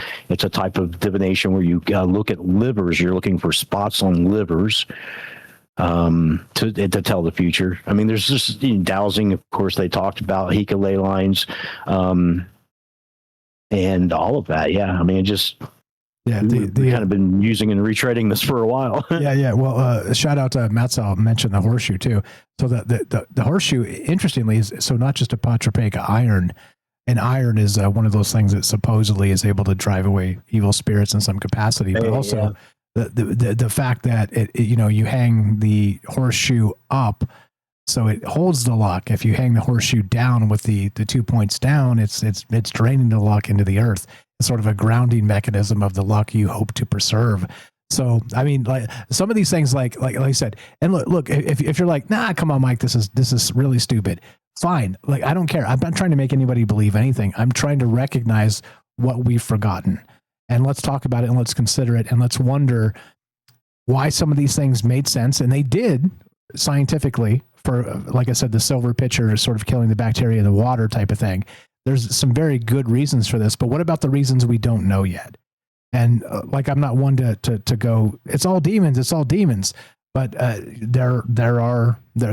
I'm going to say there's a demonic presence in the psyche of mankind. I'll say that 100%. And if you want to just call it like sort of the Jungian archetype of the worst of ourselves, fine. If you want to say they're real demons, fine. I think metaphorically, it still plays, and I think it's interesting to consider all of these things as part of it. And like I said, look, I've had that dark night of the soul. It rings heavily on me and motivates the hell out of me because I wasted several years of my life being just with my dick in the dirt. It didn't make any sense, right? Except, I don't know, like in the time, it just felt like it was the end. And I was young. And I was strong and I was good looking and all the rest of the things, right? And still, like, smart, obviously. I mean, I had all the tools at my disposal and still I had no faith in myself. It's weird, man. It's weird. And sort of drawing yourself out of that space, I don't want to call it magic, but I certainly want to say that there's things that go back centuries and millennia that we should not forget. What else you got, brother? Go ahead. I also was wondering if Kramos was talking about bukas, which are kind of like a fey creature that are supposed to hide in the rafters of your house. And as long as you don't acknowledge them, they will clean your house and dust things and stuff like that. But if you acknowledge their existence, they tend to hide things from you. And they're supposed to be like spirits of scully maids who were negligent in their duties, and they turn into bukas after death and basically clean your house. I've heard of that in terms of folklore. I don't know if that's what he was talking about or not. And I myself, I worked for 6 years reading tarot cards on a 900 number as a psychic, and that was like the only job I had for 6 years. Paid all the bills and everything. I was on a psychic line. Are you serious? That's amazing. Yeah. Have you told me this before? What the hell, bro? I don't know, dude. I feel like you're holding information back. No, go ahead. Maybe I've done so much dumb stuff. I don't know. It was called Cabrina Kincaid's Psychic Line, and we also did Overflow for Sylvester Stallone's mother, who had a psychic line as well. And I read a Rider-Waite tarot card deck, did a Celtic cross spread, just standard stuff for 6 years, man. And it was one of the coolest jobs I had, and that's actually where I got involved with the Pagan Society in Columbus, Ohio, and started doing Gardnerian rituals, writing rituals for them to do, and got a lot of education about divinatory practices because everybody the job was called Universal Matrix. And so we would all go there, and it was like a call center. And so everybody had a different form of divination. Some people used rune stones, and some people used tarot cards, and other people used other combinations, just various things. I've never seen anybody use tea leaves, but just about anything but that, all different kinds of tarot cards from different people and such. You read a lot of Aleister Crowley and studied a lot about the Golden Dawn in those 6 years from people who were interested in that and would give me books and would have discussions and stuff. It was really like a college education for 6 years in divinatory practices. That's why you're our weirdo.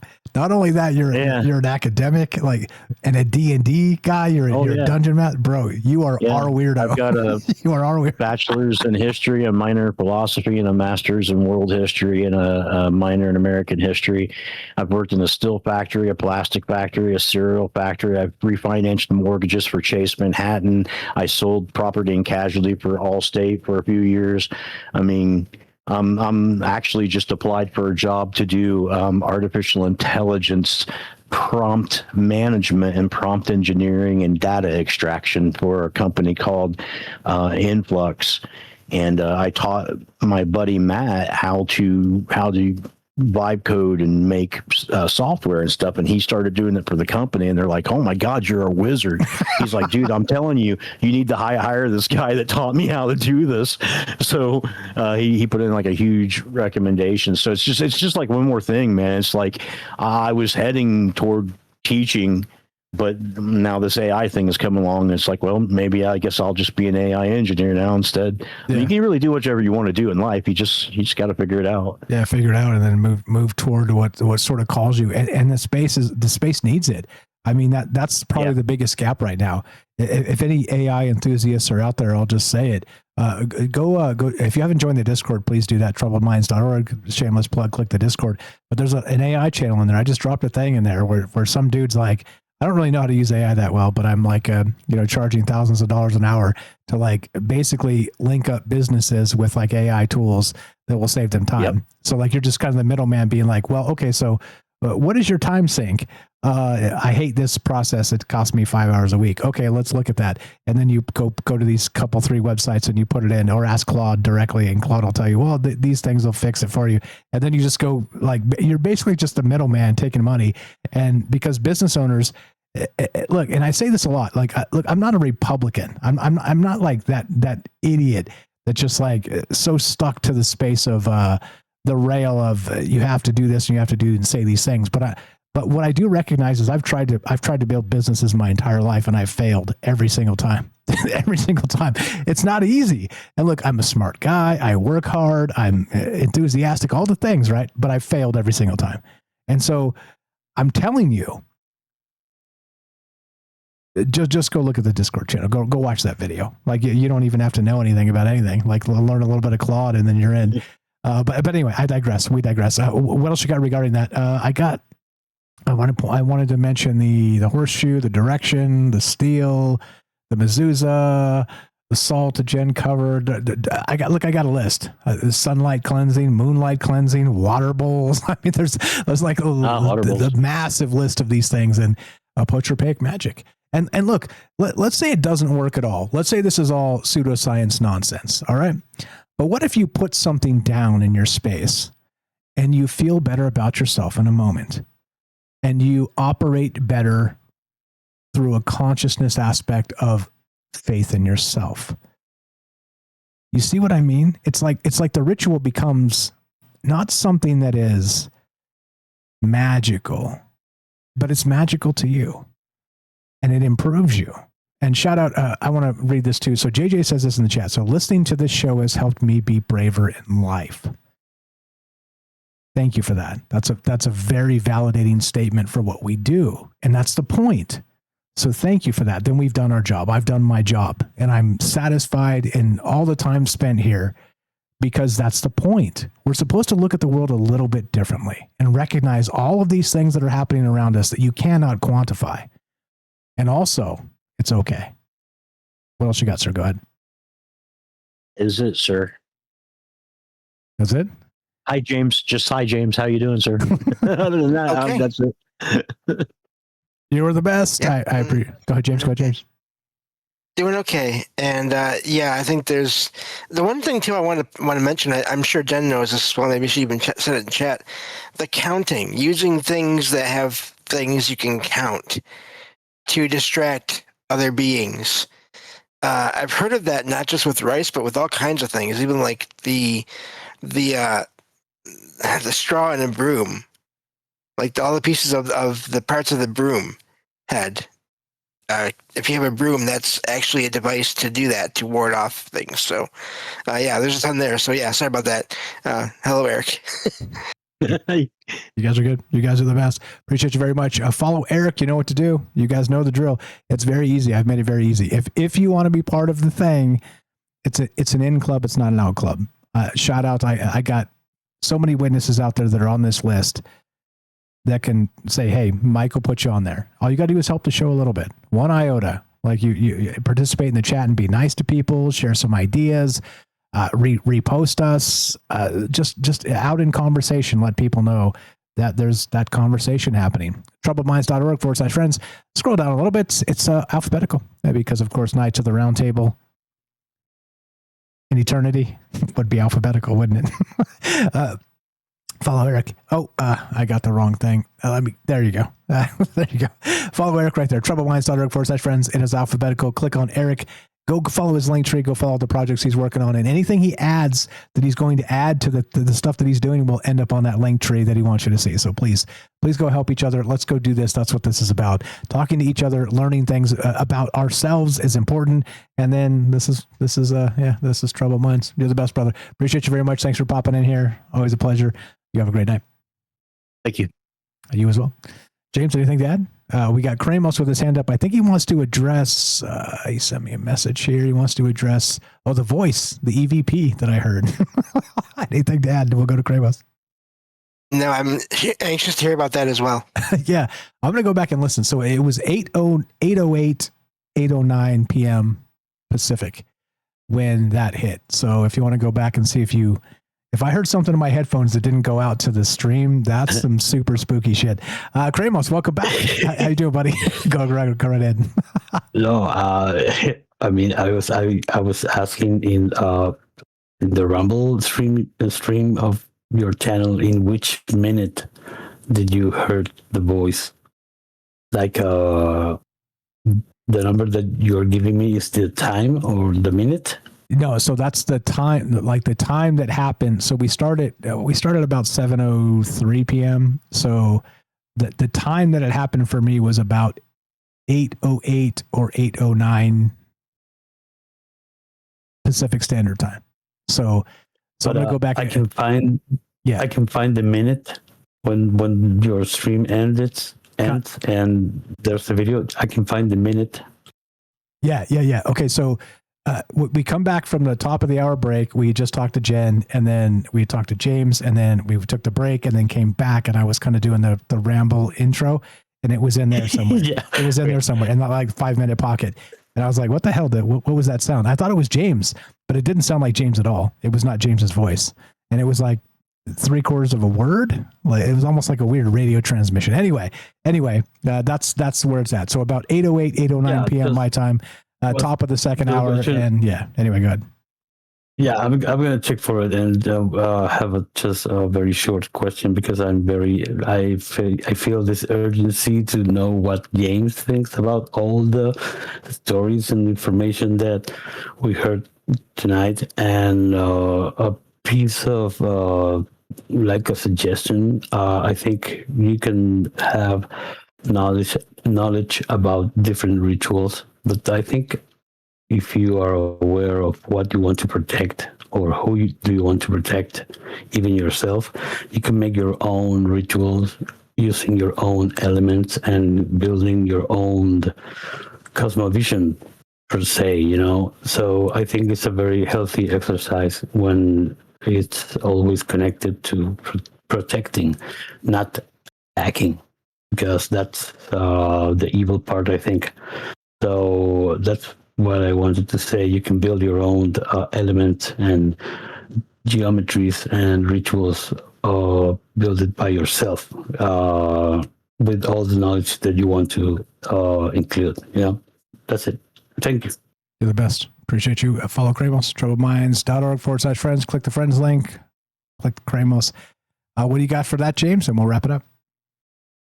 Yeah, great call from Kramos. I do think as for all this, there's too much to really put into one word or a few words, even a sentence, how I think about all this. But I do want to mention, I believe, and someone can correct me if I'm wrong, but the idea of making your own rituals or ceremonies or defenses, all these different things, I believe that's part of the basis for chaos magic, if I'm not mistaken. I could be wrong, but thank you for having me on, Mike, as always, and this was a lot of fun. Glad to have you. Appreciate it very much. And I'm not sure chaos magic. I'll have to look into that. But what I do know is it is definitely neuroscience. Like it has been one of those things that so people that do high level athletes that do rituals measurably perform better. Like, and we've talked about this in the past with Phil Jackson, the Zen master of, he was the coach of the Bulls with Michael Jordan and that team that won all the championships and, one of the best teams ever type of stuff. But he did a bunch of this Zen master stuff where he led them through these ritual spaces of imagining they had already won before they even started. So they made it to the NBA Finals. He did these exercises in the locker rooms where he described to them, now close your eyes, and we're all going to meditate together in this space. And I'm not sure he used the word meditate, whether it was New Agey or not. But let's close our eyes and let's think about how we've already won and what that moment feels like. And right, for some reason, it's like the physiology follows. It's like you recognize those, and at the highest level of actual athletics, a millisecond, 10, 15, 100 milliseconds type of thing, decision in your mind changes everything. So it's almost as if you're kind of like in this preternatural space of you recognizing you're already there. You just need to be hyper aware of what you need to do to get there. It's weird. I don't know. So it's like the doubt is removed. Now let's go do the thing and win. It's just a strange thing. I don't know. And so creating those rituals, my point is that those rituals, I believe, and like I said, I did a show on this recently, and I didn't do it properly because I didn't pull all the science up on it. But there's a ton of science, neuroscience, that suggests that this type of ritual stuff actually helps us in every way possible, right? It helps you in your job. It helps you sort of be more calm in the day. It helps you recognize threats around you. It just helps you. It's almost as if you're rehearsing for what comes next. And so the whether that's prayer or whether that's, some other sort of ritual thing or that. Anyway, you get my point. We'll talk about this another time, but there's so much there in the neuroscience space, which, again, wildly, think about this. thousands of years ago, they were doing ritual that improved performance, physiology that improved actual physical performance, but they were tapping into an actual psychological mind space of what Phil Jackson did, the Zen master. I mean, it's wild. All this is incredibly wild. So you're the best, James. Anything to add? And we'll wrap it. I think once the music plays, James is out. You guys are the best. Thanks for being part of this. Sorry, go ahead. You caught me, sorry. That's okay. I was in the chat. That's okay. No, thank you as always. You're the best. We caught James chatting. How dare you? What a filthy habit, you dirty chatter. Look, you know what to do. If you want to help us, help our friends, troubledminds.org/friends. If you want to help us directly spread the word, let people know a conversation is happening, but we're not going to tell you who to vote for. That's not what this is about. If you want to help us and spend some money, do the things, it's all up there at troubledminds.org, troubledfans.com. You can buy the hats and the shirts and everything else. As we finish, it goes exactly like this. And this goes out to each and every one of you. Thank you for inspiring me every day. And thank you for caring about the ideas enough to spend your time and energy here. And thank you for bringing me back, because if it wasn't for you, I'd have quit a long time ago. Thank you so very much. As we finish, this one's for you. Be sure, be strong, be true. Thank you for listening. From our troubled minds to yours, have a great night.